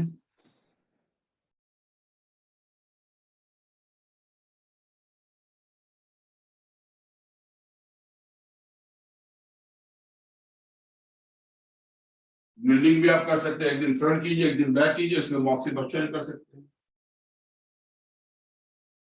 आप 2 से 3 सीटिंग कीजिए, उसकी धीरे धीरे मसल भी वीक हो जाए, स्ट्रांग होना शुरू। ऐसा नहीं कि दो सीटिंग में उसकी मसल एकदम स्ट्रांग हो जाएगी, वो बॉडी बिल्डर नो। उसको सबसे पहला जो कंप्लेन है वो क्या है? जो जॉइंट्स पेन है, उसके बॉडी के अंदर जो भी पेन आता है वो पेन चला जाएगा, और उसकी धीरे धीरे मसल वीक होना, जो वीक है वो हो जाएगा, स्ट्रांग हो जाएगी। बिकॉज ऐसे लोगों की स्प्लींची वीक क्या होती है, जो लॉस ऑफ एपेटाइट होता है, उनको भूख बहुत कम लगती है।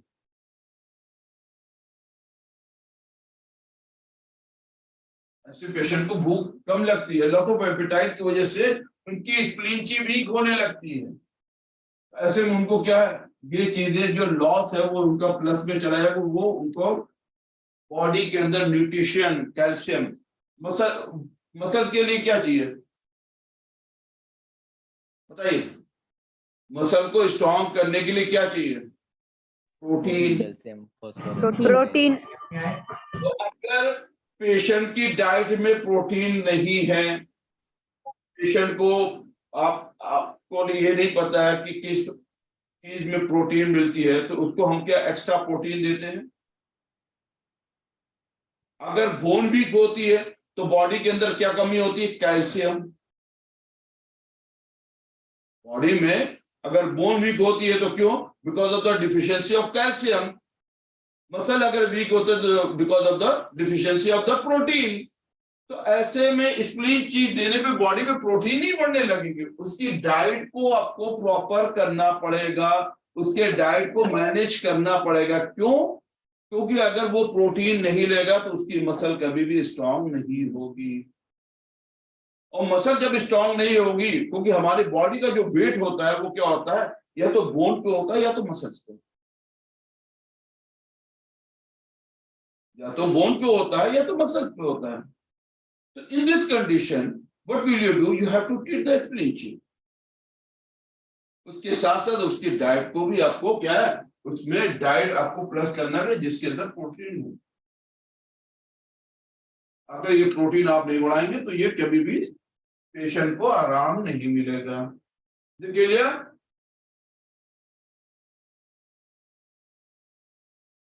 यस और not? Yes, sir. Clear, sir. Yes, sir. Clear. Yes, sir.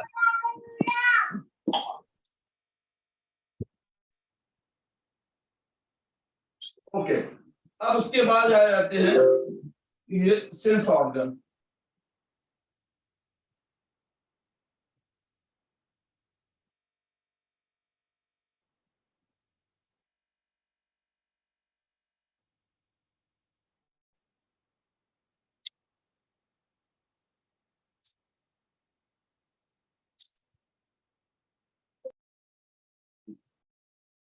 अब उसके बाद हम आ जाते हैं सेंस ऑर्गन पे।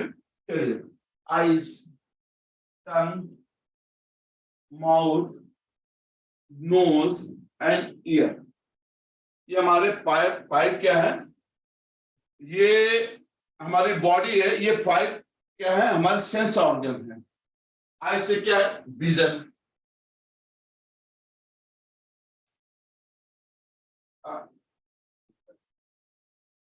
विजन से अगर रिलेटेड प्रॉब्लम है तो क्या करेंगे, सबसे पहले हमारा ध्यान कहां पे जाएगा, ये बताइए। अगर किसी एज में आपके पास पेशेंट आता है, यंग है या मिडिल एज का है, अगर उसकी विजन से रिलेटेड अगर प्रॉब्लम है तो आपका what will you do? Liver पे। Will treat the liver. The right answer.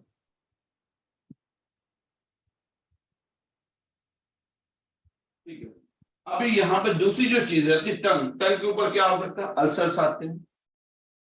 टंग के ऊपर क्या आते हैं, अल्सर्स आते हैं। टंग क्या है, रिसेप्टर है हमारी बॉडी के अंदर, वो टेस्ट को पता करता है। कहते हैं ये खट्टा है, ये मीठा है, ये तीखा है, ये बहुत तीखा है, ये कड़वा है, ये कौन बताता है? आप स्किन पे बॉटल लीजिए, आप इसको टच करके सिर्फ ये दो ही चीज बता सकते हैं, इज कोल्ड इज हॉट। इसके अलावा आप बता सकते हैं ये भी स्किन है, ये भी स्किन है और ये भी स्किन है। यहाँ पे क्या, यहाँ पे अगर आपने लिप पे लगाया तो आपको क्या फीलिंग होगी, इसे कोल्ड और हॉट। आपको यहाँ पे लिप पे लगाने के बाद ये नहीं पता चला कि no this is so spicy, जब तक वो टंग पे नहीं जाएगा क्योंकि टंग पे क्या रिसेप्टर्स लगे हुए हैं, वो बताता है सो स्पाइसी, सो बिटर, सो स्वीट। तो ये जो चीज है वो क्या है, अगर यहाँ पे हार्ड क्या opening into the tongue, hard क्या है ओपनिंग इनटू द टंग, अगर टंग से रिलेटेड अगर कोई भी रिसेप्टर्स आपको टेस्ट पता नहीं चलता है, टंग का मतलब टेस्ट, सबसे पहले क्या है टंग का मतलब टेस्ट। अगर टेस्ट से रिलेटेड अगर कोई भी चीज अगर है तो वो क्या है हार्ट के अंदर कौन, ऐसा नहीं पेशेंट का बोल दिया आपके हार्ट में कुछ ना कुछ प्रॉब्लम है, ऐसा नहीं। हार्ट की जो ची है, एनर्जी है, जो उसकी वर्किंग कैपेसिटी है, वो कहीं ना कहीं वो इम्बैलेंस हुई है, वो कहीं ना कहीं इम्बैलेंस हुई है। तो अगर पेशेंट को टंग से रिलेटेड अगर कोई प्रॉब्लम है, क्या अगर हार्ट में हीट बढ़ गई, हार्ट में हीट अगर बढ़ गई तो क्या होगा, टंग के ऊपर क्या आएगा, अल्सर्स आएंगे। टंग के ऊपर क्या आएगा, अल्सर्स आएंगे। जबान आप जाएंगे दिखलाएंगे डॉक्टर को, सर देखिए हमारे ये टंग के ऊपर क्या है, छाले आ रहे हैं, प्लीज म्यूट, टंग के ऊपर छाले आ रहे हैं, उसके अंदर रेड रिंग्स बन रहे हैं। हेलो हेलो खाने का कैसे है? Please mute yourself. I request to all, please mute yourself. टंग के ऊपर अल्सर्स है, टंग के ऊपर छाले आ रहे हैं इस तरह से, तो क्या हार्ट के अंदर हीट बढ़ गई है।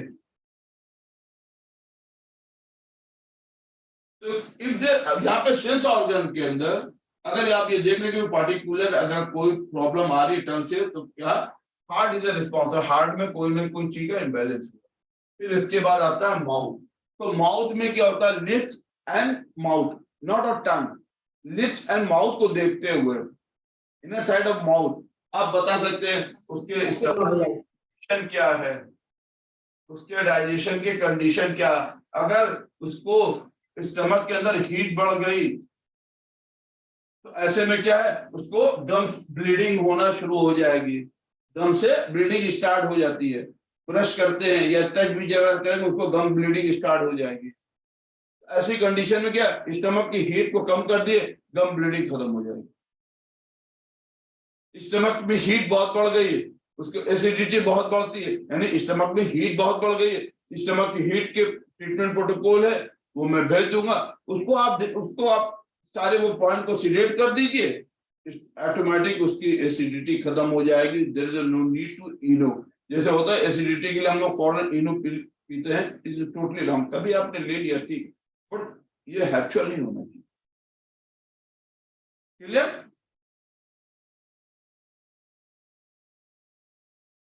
अभी ये क्लियर समझ में आ रहा है? Yes sir. Yes sir. Yes sir. तो ये जो चीजें हैं, ये सब जो चीजें हैं, इसको आपको ये 5 एलिमेंट थ्योरी के हिसाब से आपको डायग्नोज करना पड़ेगा। जैसे आप ये 5 एलिमेंट थ्योरी के हिसाब से आप डायग्नोज करेंगे, ये बहुत ही बेटर आपका रिजल्ट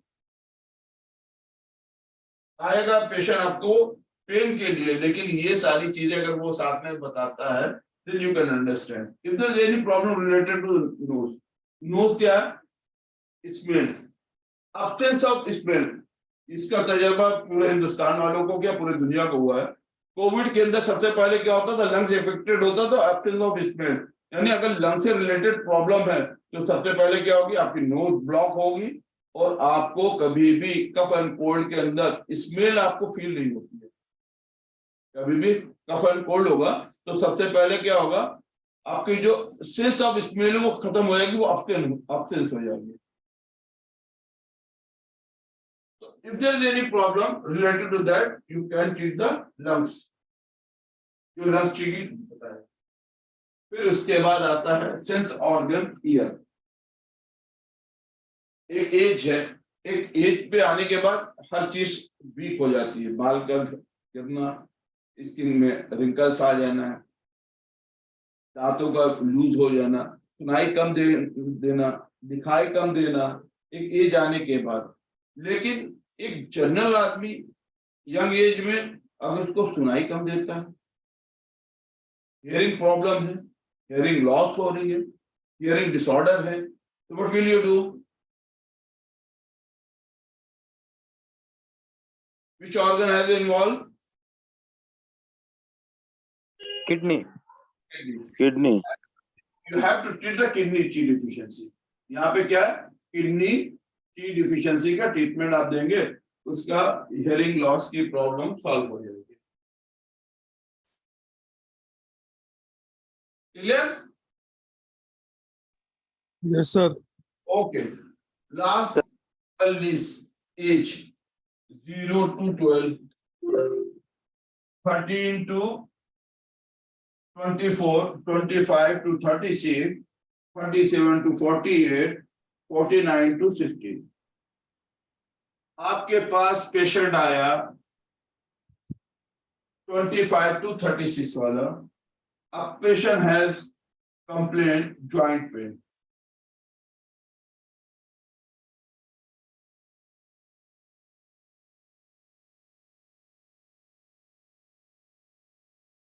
एज क्या है उसकी? 25 to 36, उसको जॉइंट पेन हुआ। फिर दूसरा पेशेंट है, उसको भी जॉइंट पेन है, लेकिन एज क्या है?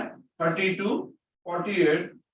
तीसरा पेशेंट आया, the same problem with joint pain, age उसकी क्या है? 49 to 60 के बीच में, राइट? Yes, sir. यस, बोलिए।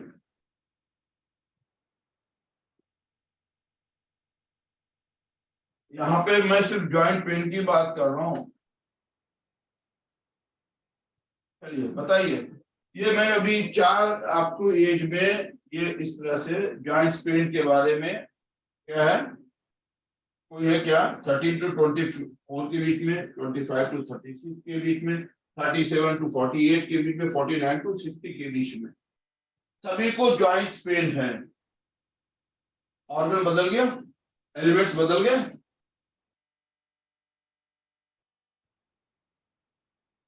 हाँ या नहीं? जी सर। Yes sir. 13 to 24 में क्या है?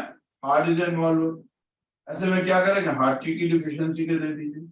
25 to 36 बीच में क्या? स्प्लीन हैज इन्वॉल्व, स्प्लीन ची का दे दीजिए। 37 to 48 के बीच में अगर प्रॉब्लम है तो लंग ची की डिफिशियंसी है। 49 to Kidney. क्लियर? ये कपिंग तो नाउ अभी आज हम लोग द 5 एलिमेंट थ्योरी। तो what is the 5 element?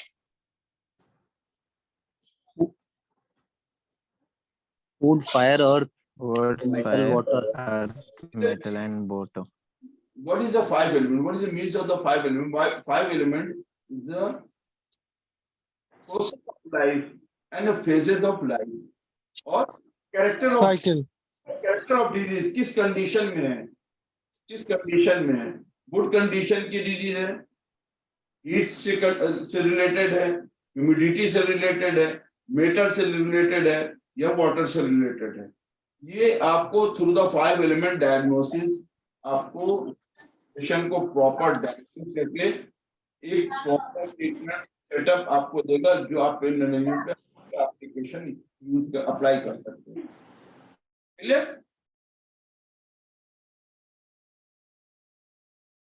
Is it clear to everyone? Yes sir. Yes, sir. Okay. So we'll take a 2-minute break. After that, we will start the yin and yang. Okay, sir. के लिए रखी गए हैं।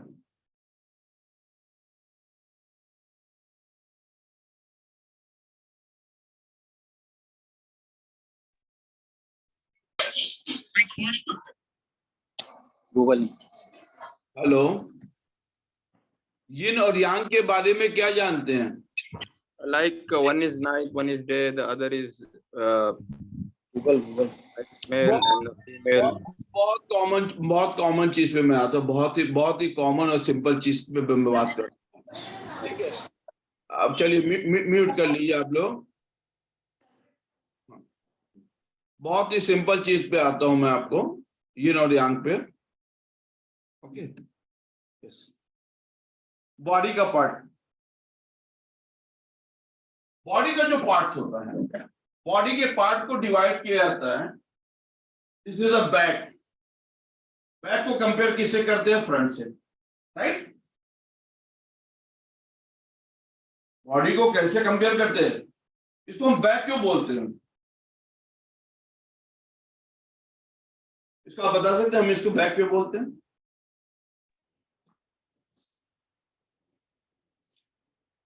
इसका कोई ना कोई front side है, तभी तो हम बोल रहे हैं बैक। Yes sir. इसको अपर बोलते हैं, इसको लोअर बोलते हैं। इसको क्या बोलते हैं? अपर एक्सट्रीमिटीज। इसको लेफ्ट को बोलते हैं लोअर एक्सट्रीमिटीज। ये कौन सा हाथ है? राइट। कैसे आपको मालूम? कैसे कहा आपने? ये राइट है?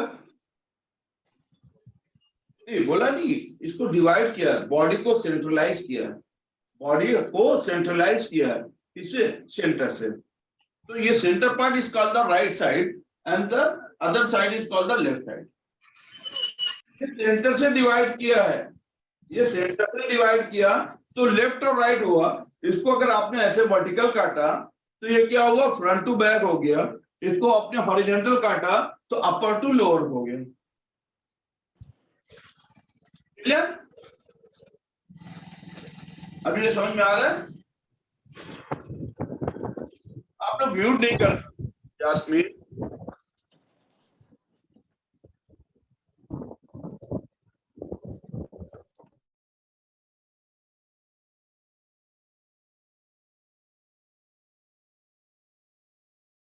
One minute.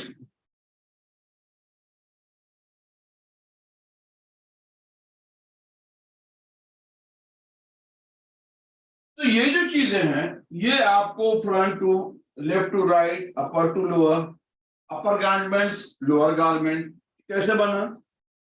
गारमेंट तो गारमेंट, लेकिन इसको हम अपर गारमेंट बोलते हैं, इसको लोअर गारमेंट बोलते हैं। इसको हम बैक बोलते हैं, इसको फ्रंट बोलते हैं। बॉडी को इस तरह से डिवाइड किया तो ये बैक हो गया, ये फ्रंट।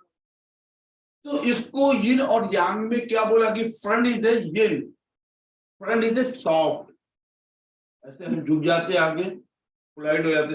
जितना हम आगे फॉरवर्ड बैंड हो जाते, क्या इतना बैकवर्ड हो जाते? नहीं होते। तो front is a yin, compare के किसे करते हैं? Back. Back is a yang, यांग का is a strong. Right is a yin, यहाँ पे क्या है? राइट जो कंटिन्यू काम करता है, कंटिन्यू जो चीजें काम करती है उसको यिन बोलते हैं। जैसे सॉलिड ऑर्गन, लंग्स, हम आपसे बात कर रहे हैं, लंग क्या कर रहा है? ब्रीथ कर रहा है। हार्ट क्या काम कर रहा है? सर्कुलेट कर रहा है।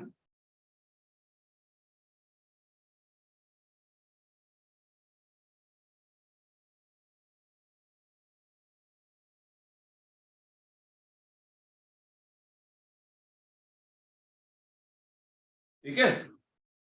लीवर अपना काम कर रहा है, किडनी अपना काम कर रही है, स्प्लीन अपना, जितने भी यिन ऑर्गन है। अभी जैसे प्यास लगी है तो मुझे पानी पीना पड़ा, ब्रेक लिया 2 मिनट के लिए, पानी पिया मैंने। क्यों? प्यास फील हो रही थी, we are feeling the thirst. अभी उसके बाद अगर यूरिन होगा, जितने भी हॉलो ऑर्गन है वो क्या है? वो यांग ऑर्गन है। तो सॉलिड ऑर्गन क्या है? वो यिन ऑर्गन है, और हॉलो ऑर्गन जितने हैं वो क्या है? वो यांग ऑर्गन है। उसी तरह बॉडी के अंदर देखा, front is a yin, back is a yang, right is a yin क्योंकि ये कंटिन्यू काम कर रहा है, left is a yang, upper is a yang, lower is a yin. तो बॉडी में उस तरह से डिवाइड किए गए, बॉडी को इसी तरह से डिवाइड किया। उसी तरह से डे को नाइट से कंपेयर किया गया। डे क्या है? डे फैल जाता है। डे क्या? फैल जाता है। यानी अगर बॉडी आपकी बढ़ रही है, वेट गेन हो रहा है, तो आपकी बॉडी के अंदर क्या बढ़ रहा है? Yes please give me answer. Fats वगैरह बढ़ रही है, बॉडी स्ट्रक्चर बढ़ेगा। बॉडी में वेट बढ़ रहा है, वेट फैट बढ़ रहा नहीं। मैं आपको 2 चीजें बता रहा हूँ, वेट गेन हो रहा है और वेट लॉस हो रहा है। वेट गेन में ऑब्वियसली बॉडी के पार्ट्स बढ़ेंगे, मींस माय डियर प्लीज, मैं इसको yen बढ़ रहा है बॉडी में। यांग बढ़ रहा है बॉडी में, यांग आपका गेन हो रहा है, गेन हो रहा है यानी यांग बढ़ रहा है, बॉडी में लॉस हो रहा है तो बॉडी गेन हो रही है। कोई एक एज आने के बाद जब आदमी बूढ़ा होने लगता है तो कैसे ऐसे तन के चलता है या झुक जाता है? यस बताइए। उसको स्टिक की जरूरत होती है, होती है क्योंकि उसके अंदर बॉडी के अंदर वो क्या है, बॉडी में गिन हो रही है, बॉडी गिन हो रही है, नीचे तक जा रही है। बॉडी के अंदर यांग, जब कोई चीज बढ़ रही है, वेट बढ़ रहा है, टंग के अंदर आपने देखा टंग के अंदर स्वेलिंग बढ़ रही है तो उसकी बॉडी के अंदर यांग बढ़ रही है, टंग के अंदर वो रिड्यूस हो रहा है, बॉडी टंग उसकी रिड्यूस हो रही है, बॉडी के अंदर इन हो रहा है, गेन हो रहा है। वेट गेन अगर हो रहा है, वेट अगर गेन हो रहा है तो बॉडी में यांग बढ़ रही है, वेट लॉस हो रहा है यानी बॉडी के अंदर yin है, बॉडी yin में जा रही है, वो झुक रही है, वो अंदर दब रही है, वेट लॉस हो रहा है। Mute yourself please, mute yourself. I request to all, जिसको आंसर देना वो अनम्यूट करने के बाद प्लीज म्यूट कर दें। एक रिदम होता है वो टूट जाता है, क्लियर? जो कंटिन्यूअस जो रिदम चलता है वो टूट जाता है, इस बात को हमेशा ध्यान रखें।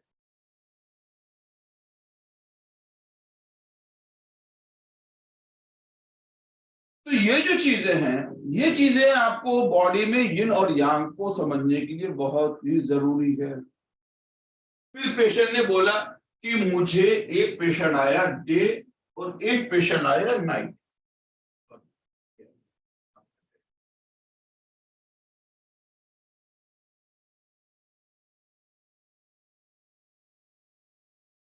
एक पेशेंट बोलता है मुझे डे में ज्यादा प्रॉब्लम होती है, पेन जो होता है वो डे में ज्यादा होता है, और एक पेशेंट बोलता है मुझे पेन जो होता है वो नाइट में पेन ज्यादा होता है। दिन भर मैं सही रहता हूँ, घर पहुंचता हूँ, खाना पीना खाता हूँ, बेड पे जाता हूँ, then I start feel pain. वो किस टाइप का पेन है? यस बताइए। जिन टाइप का पेन है। लेकिन वही दूसरा पेशेंट आपको बोल रहा है कि मुझे दिन भर कुछ नहीं होता है, मैं रात में आके सो जाता हूं, लेकिन जब उठता हूं सुबह, जब डे में होता हूं तो मुझे उठते हुए नहीं होता है, मुझे बॉडी में पेन होता है। वो किस टाइप का है? वो यांग है। जिन क्या है? यांग क्या है? वो है एक्सेस टाइप, यानी उसके बॉडी में कहीं ना कोई चीज नॉर्मल से ज्यादा है, एक्सेस है। और yin टाइप का जो पेशेंट है उसके अंदर वो क्या है? नॉर्मल में से कम है, वो डिफिशिएंट है, वो डिफिशियंसी टाइप का पेन है। तो ऐसे में डिफिशियंसी टाइप में पेशेंट में वो क्या करेंगे? ट्रीटमेंट प्रोटोकॉल बनाएंगे, उस पॉइंट को आपको टोन करना पड़ेगा, और एक्सेस टाइप में अगर ट्रीटमेंट प्रोटोकॉल बनाएंगे तो उस पॉइंट को आपको सिडेट करना पड़ेगा, यानी एनर्जी को कम करना पड़ेगा। वो कहीं ना कहीं बॉडी में एनर्जी स्टिमुलेट हो रही है, एक्युमुलेट हो रही है, वो कहीं ना कहीं स्टैग्नेट हो रही है। क्योंकि जैसे आप सो के उठे, बॉडी में पेन हुआ, मूवमेंट हुआ, मूवमेंट का मतलब बॉडी के अंदर यांग। हम बात कर रहे हैं, जबान में मूवमेंट हो रहा, हाथ को हिला रहे हैं, पेन हो रहा है, आपने मूवमेंट दे दिया, पेशेंट ने बोला अरे ये तो मूवमेंट के बाद और दर्द बढ़ गया। ऑब्वियसली बढ़ेगा, लेकिन वो कंटिन्यूअस जब करेगा तो मसल इसकी स्ट्रांग हो जाएगी। लेकिन मूवमेंट से अगर पेन आ रहा है तो this is a yang type of pain. तो उसी तरह मूवमेंट जब करते हैं तो बॉडी रिलैक्स अगर होती है तो एक्सेस टाइप ऑफ पेन। और यिन है, रात में पेन होता है तो this is a yin type pain. तो यिन और यांग को ये चीजें आपको समझनी होगी। क्लियर? अभी समझ में आ रहा है? इसको बॉडी में बांटा, डे में बांटा, सीजन में बांटा। सीजन को क्या किया? Summer to winter. तो समर इज क्या है?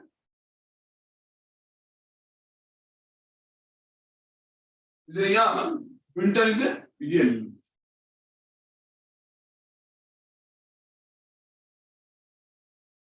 क्लियर?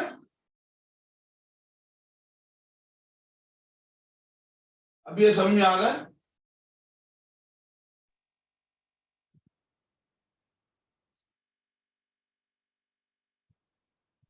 Yes, sir. तो ये जो चीजें हैं, इन चीजों को जब आप डायग्नोज करोगे, ट्रीटमेंट करोगे, तो आपके बॉडी में वो सारी चीजें समझ में आएगी कि ये यहाँ है। चलिए अब एग्जांपल दीजिए कुछ भी आप।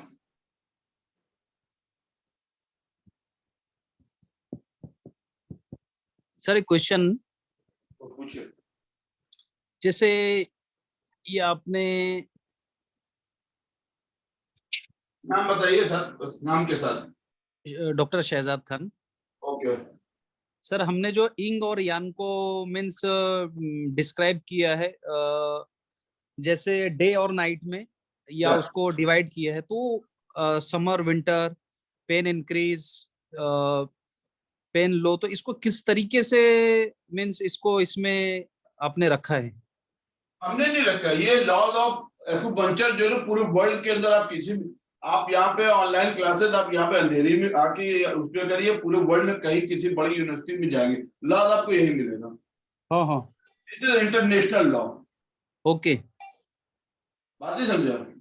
ओके, ये पूरे ये इंटरनेशनल है, ये जो आपको जो टीचिंग हमारी है ये इंटरनेशनल लेवल है। बता आपको वर्ल्ड में आपको आफ्टर दिस ट्रेनिंग मैं इस बात को गारंटी के साथ चैलेंज तो नहीं करता, लेकिन इतने यकीन के साथ कह सकता हूँ कि पूरे वर्ल्ड में आप कहीं जाएंगे ना तो आपका कोई हाथ नहीं पकड़ेगा। ओके। हम जब टेक्निक्स ऑफ नीडलिंग आपको बताएंगे ना, तो वो टेक्निक्स ऑफ नीडलिंग जो होगी ना, वो इंटरनेशनल लेवल पे, ऐसा नहीं कि यहाँ पे मैंने बता दिया कुछ और वहां पे आपने किया तो कुछ ऐसा नहीं, इंटरनेशनल लेवल पे वो सारे आपको लॉज मिलेंगे। तो यहाँ पर जो बताया कि यिन और यांग है क्या, यिन और यांग और 5 एलिमेंट, ये दोनों चीजें हमारी diagnosis. Acupuncture says if there is anything exist in the world, दुनिया में अगर कोई भी चीज है, या तो वो यिन होगा तो यांग। क्या है? मेल हो फीमेल, अभी बोला कि इसको डिवाइड कर दिया, मेल इज यांग नेचर। क्योंकि क्या यांग क्या बता, आउटसाइड बॉडी का जो सरफेस दिख रहा, प्रोटेक्टर होता है। मेल क्या प्रोटेक्टर होता है, फैमिली का एक हेड होता है, वो अपनी फैमिली को डिफेंस करता है। लेकिन फीमेल क्या है, वो यिन है, घर के अंदर है। मेल से फीमेल को कंपेयर इसलिए किया कि फीमेल क्या सॉफ्ट है, मेल हार्ड है, इसलिए उसको यांग बोला गया। अभी बहुत सारे ऐसे मेल है, वो काम करते, उनके हस्बैंड क्या घर में रहते हैं। तो यहाँ पर क्या है, वो नेचर ऑफ जॉब की वजह से ये ना यांग हो सकता है, लेकिन जो कैरेक्टर ऑफ द पर्सन है, जेंडर, वो मेल हमेशा यांग नेचर ही होगा। आपने कभी सुना है कहीं पे भी किसी कंप्लेन, लोगों को यही कंप्लेन कि मेरा शौहर आता है, पीता खाता है, मारता है? कहीं सुना आपने कि बीवी मेरी आती है ऑफिस से, पीती खाती है, हस्बैंड को मारती है? कभी सुना है? यहाँ पे मारना इज रॉन्ग। मैं I am not talking about मतलब कि वो चीजें, मतलब मेल का मतलब ये नहीं कि बीवी को मारना है या किसी को मारने को ही मेल कहते हैं, यानी कि आप मार रहे, फाइट कर रहे, ड्रिंक कर रहे, तो ये आप मेल है। या एक मैं आपको मिसाल दे रहा हूं, एग्रेसिव नेचर मेल का ही होता है। क्योंकि होता क्या है, मेल हमेशा आउटसाइड में रहता है, फैमिली में के बाहर रहता है, समाज में रहता है, परिवार के लिए करता है, कोई काम कर रहा है, जॉब कर रहा है, जितनी उसकी जरूरत है पूरी होती, तो इसे बिकम हैप्पी, अपनी वो परिवार की जरूरत को पूरा करता है। लेकिन वही जब जरूरत उससे पूरी नहीं हो पाती तो वो इरिटेशन, वो फ्रस्ट्रेशन में जाता है, वो पम्प हाउस से निकल के विराट चला जाता है। तो ये जो चीजें है, ये क्या है, ये बताता है कि ये जो मेल है वो डोमिनेट क्या करता है, वो आउटसाइड रहता है। आउटसाइड क्या मतलब, वो आपको प्रोटेक्ट करता है। कभी भी देखिए कि फैमिली के बाहर अगर लड़ाई होती है तो बच्चा हो या बच्ची हो, कोई भी अपने पापा को आवाज देता है, फादर को आवाज देता है। लेकिन वही पापा जब मारने को बच्चे को जाता है तो मम्मी के पास जाता है। क्यों?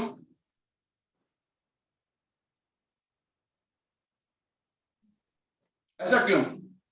क्योंकि सोसाइटी में जो फेस करना होता है वो मेल को करना होता है, फीमेल नहीं होती है।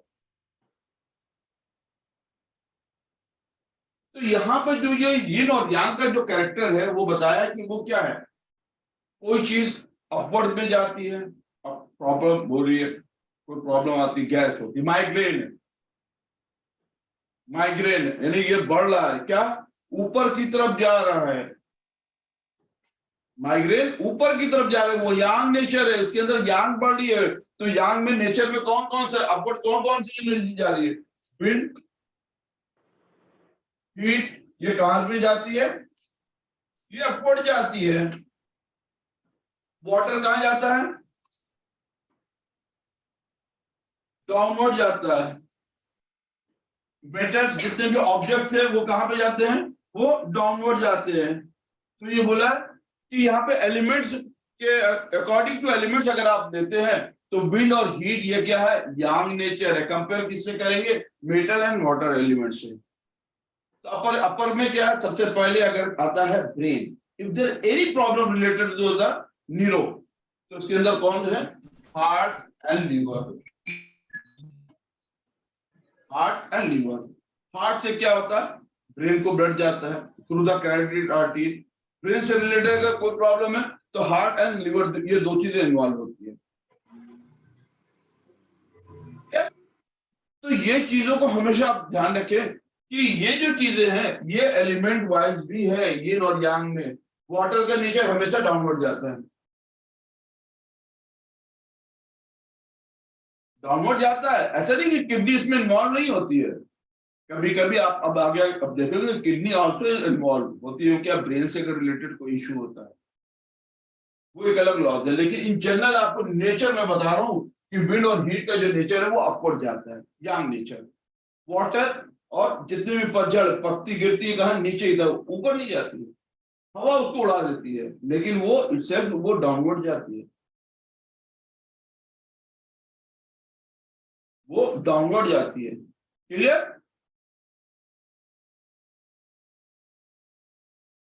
अभी ये समझ में आ गया आप लोगों को? Yes sir. डॉक्टर सजान, ये आपके जो क्वेश्चन थे। यस सर समझ में आ रहा है। हाँ।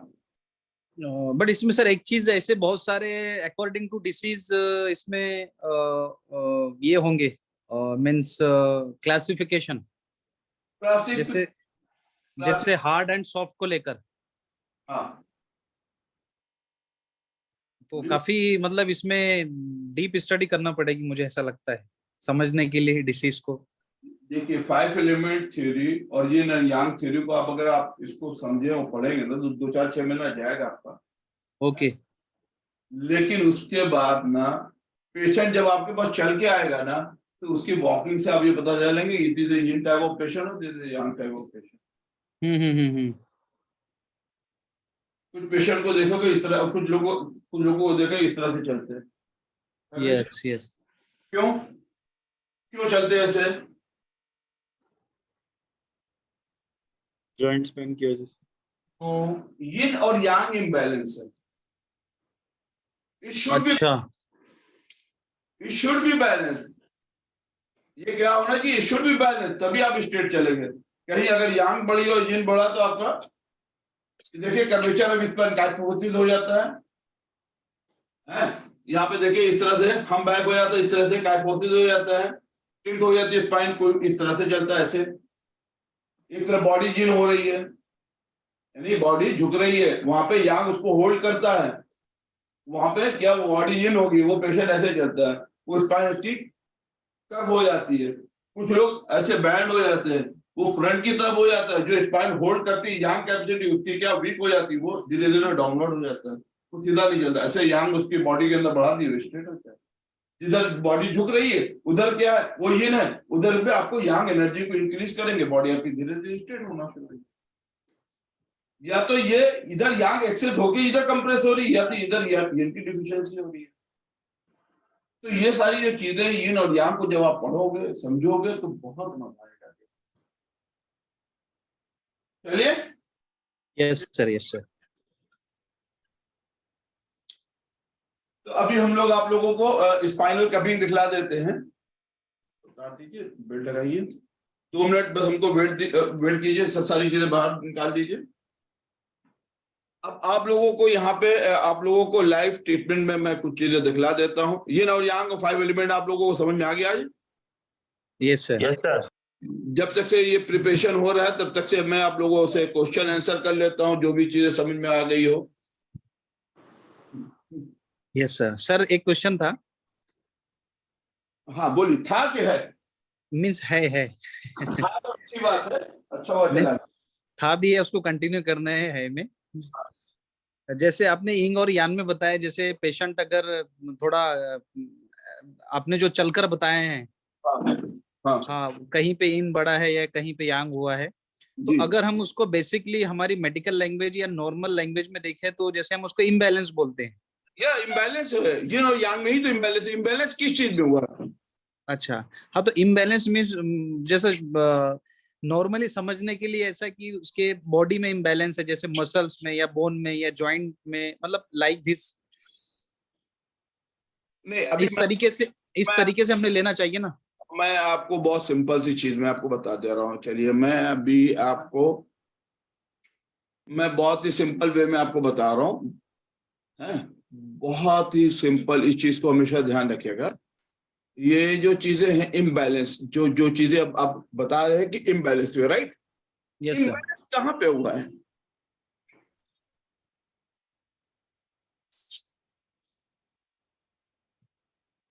बॉडी में अगर इम्बैलेंस हुआ है, उसको बोलते हैं कि इम्बैलेंस हुआ, तो कहाँ पे हुआ है? जैसे अगर वो प्लीज देखिए, एक मिनट में, वो इम्बैलेंस हुआ है अकॉर्डिंग टू TCM, वो यिन और यांग में इम्बैलेंस हुआ है। यस यस यस, इम्बैलेंस हुआ है, लेकिन इसको मॉडर्न साइंस इसको एक्सप्लेन नहीं कर पाती कि ये वो इम्बैलेंस कहाँ पे हुआ है। जैसे आपने बोला बोन और मसल, यस सर, राइट? तो और मसल, बोन और मसल में क्या रिलेशन है बताइए?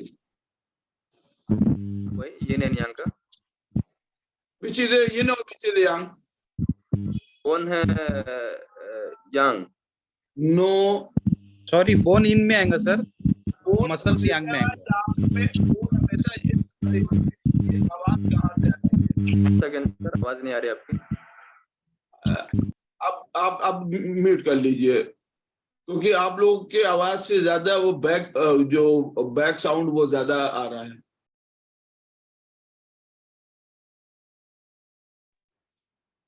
वीडियो सभी को जाएगी, डोंट वरी अबाउट दिस। जो हमारे क्या रजिस्टर्ड कर चुके हैं उनको सबको वीडियो जाएगी।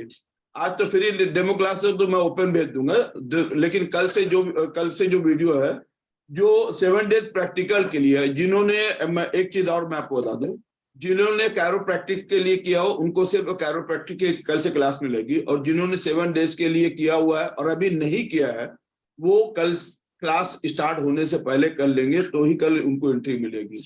आप लोगों को आज आईडी पासवर्ड मिल गया, कल नहीं मिलेगा उनपेड ही स्टूडेंट को। आज ये क्या है कि कैरोप्रैक्टिक की जगह पे मैं एक इंट्रोडक्शन क्लास इसलिए रखना चाह रहा था कि आपको ये समझ में कि व्हाट इज एक्यूपंक्चर। चलिए आ जाते हम लोग अपने टॉपिक पे।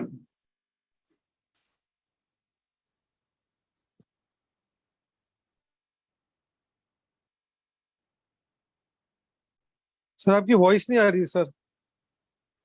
हुआ है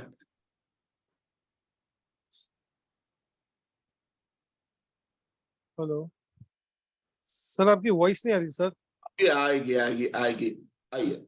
अभी यहाँ पे हम लोग आ जाते हैं, यिन और यांग को खत्म कर देते हैं। यहाँ पे ये आपका एंड हो रहा है ये सेशन।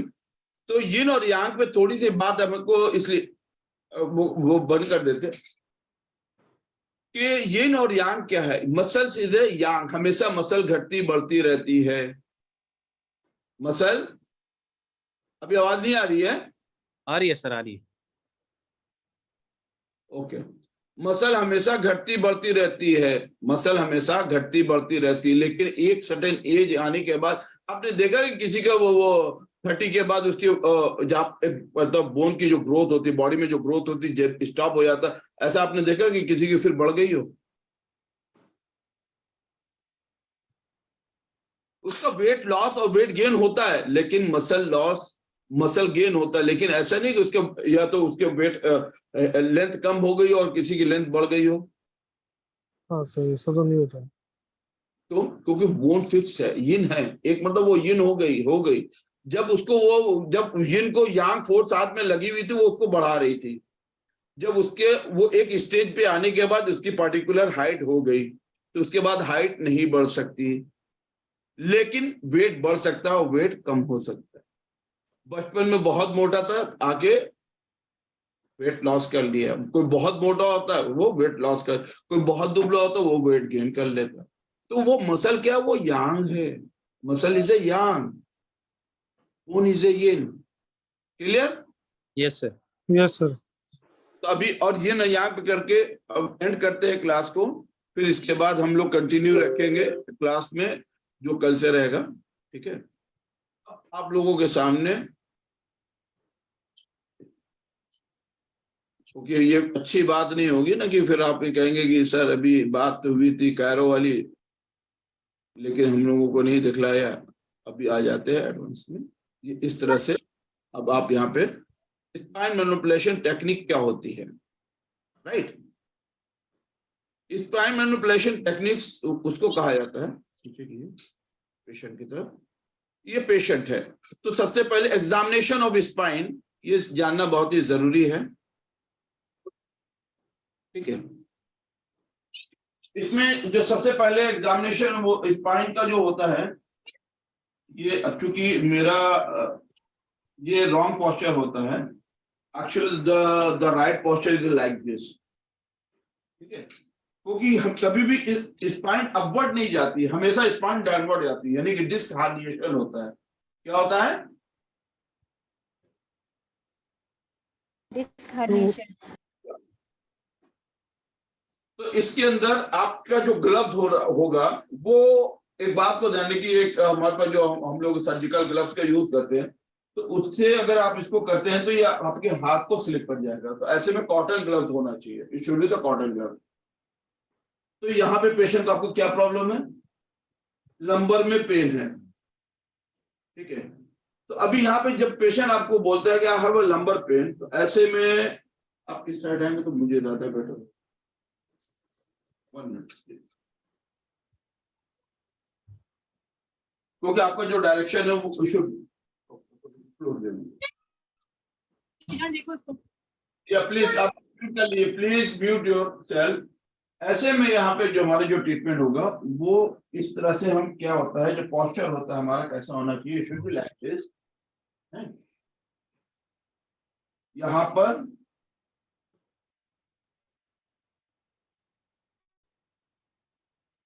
ये क्रैकिंग साउंड आपको, आप लोगों को शायद नहीं सुनाई दे रहा होगा, तो आपका क्रैक्स। ठीक है, ये क्रैकिंग साउंड 3 टाइम किया जाता है एटलीस्ट। तो पहले यहाँ पे एग्जामिनेशन ऑफ स्पाइन, अगर आपने ये स्पाइन को ही आपने कर दिया तो ये क्या है, रॉन्ग हो जाएगा। तो ये सबसे पहले जो सेफ जो चीजें बता रहा हूँ, जिसमें आपको कोई प्रॉब्लम नहीं हो, तो आपका जो पोस्चर है वो कैसा होना चाहिए, ऐसा होना चाहिए ताकि आपका वेट आए आपके पेशेंट के। और ये हाँ, जब ये करेंगे तो पेशेंट को बोलना पड़ेगा ब्रीथ आउट, ब्रीथ आउट।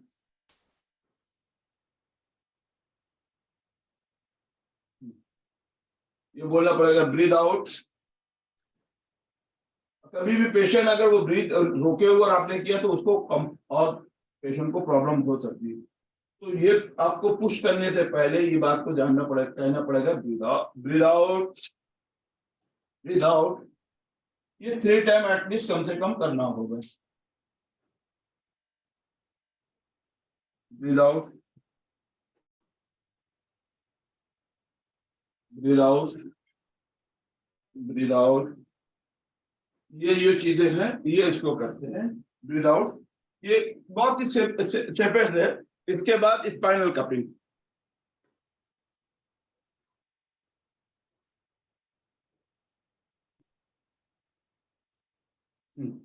अब यहाँ पे जो है स्पाइनल कपिंग को मैं बता रहा हूँ कि स्पाइनल कपिंग के पहले क्या है कि वहां पे ऑलिव ऑयल को यूज किया जाता है।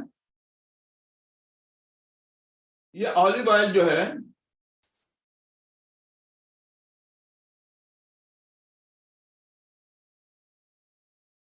ये आपको मैं वो चीजें मैं बता रहा हूं जो बहुत ही सेफ है, सेफ इन द सेंस कि ऐसे में अगर आपसे कोई गलती मतलब होने के चांसेस बहुत कम होते हैं। आगे हैंड ऑन से प्रैक्टिस में आपको बहुत सारी चीजें और भी बताएंगे कि इसमें हैंड्स ऑन प्रैक्टिस में आप को एक दूसरे पेशेंट के ऊपर निडलिंग टेक्निक, निडल को कैसे इंसर्ट करते हैं और स्पाइनल कपिंग कैसे करते हैं। ठीक है,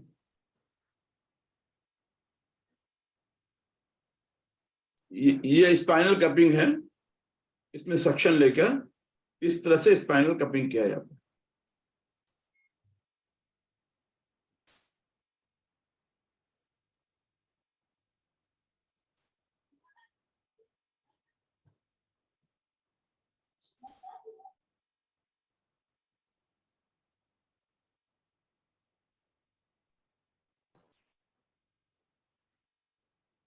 अब यहाँ पे मैं आपको इसमें सेफेस्ट चीजें बताऊंगा कि इसमें किस तरह से और इसका है। ये एक जनरल है, पेशेंट को एक आपको बताया कि स्पाइन मैनिपुलेशन में ये एक हमने स्पाइन को अलाइनमेंट को सेट किया, यानी bone setting of the spine है, और इस पे स्पाइनल कपिंग कर दिया। ये इतनी इजी है कि आप में से कोई भी ये 6 आपकी जो थ्योरी क्लास है और 7 दिन के प्रैक्टिकल में ये आप कोई भी कर सकते हैं। इजीएस्ट ऊपर से नीचे ही करनी है। हाँ, नीचे से ऊपर भी कर सकते हैं, ऊपर से नीचे भी कर सकते हैं, तो साइमल्टेनियसली भी कर सकते हैं, इसको रबिंग भी कर सकते हैं। वो आपको बताएंगे किस तरह से और करते हैं जब आएंगे प्रैक्टिकल के लिए ना, तो आपके हाथ से एक दूसरे की बॉडी पे इस तरह करके बताएंगे, तो वो आपको ज्यादा बेटर समझ में आएगा। क्लियर? हाँ जी सर। तो सबसे पहले इस पे जो करते हैं वो स्पाइन के ऊपर रबिंग किया था। जो सबसे पहले होता है स्पाइन पे इतनी देर तक रबिंग किया जाता है कि वो रेडिश हो जाए। तो सबसे पहले क्या है, centre part of the spine है, उस पे इतनी देर तक कपिंग किया जाता है कि वो रेडिश हो जाए। 8 to 10 time.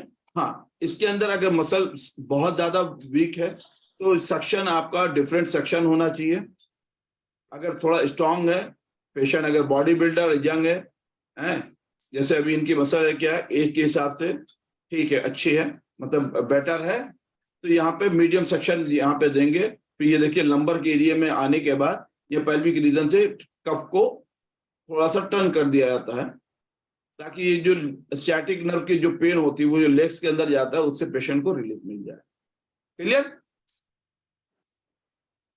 Now question answer time.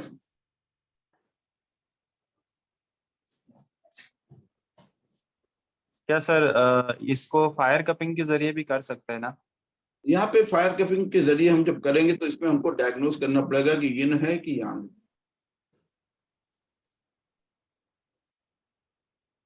अगर हमको यहाँ पे डायग्नोस कर लिया कि ये अगर यांग टाइप का है तो कभी भी फायर कपिंग नहीं करेंगे।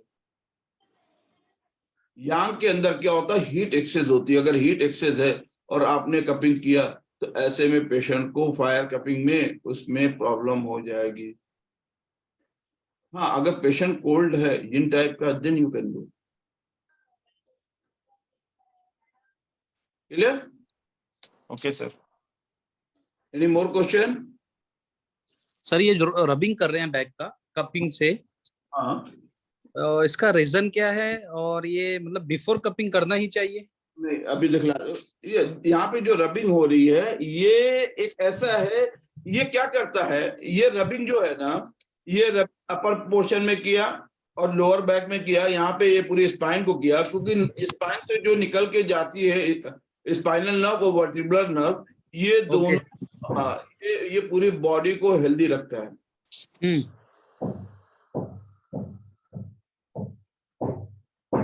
क्लियर? यस। चलिए, तो वी विल कंटिन्यू टुमारो। कल मिलते हैं हम लोग। सॉरी का रिकॉर्डिंग नहीं मिला। हाँ, जाएगा, रिकॉर्डिंग चला जाएगा, don't worry about this. Okay, good night. Thank you, sir. Good night, sir. Thank you, sir. Okay. Thanks, sir.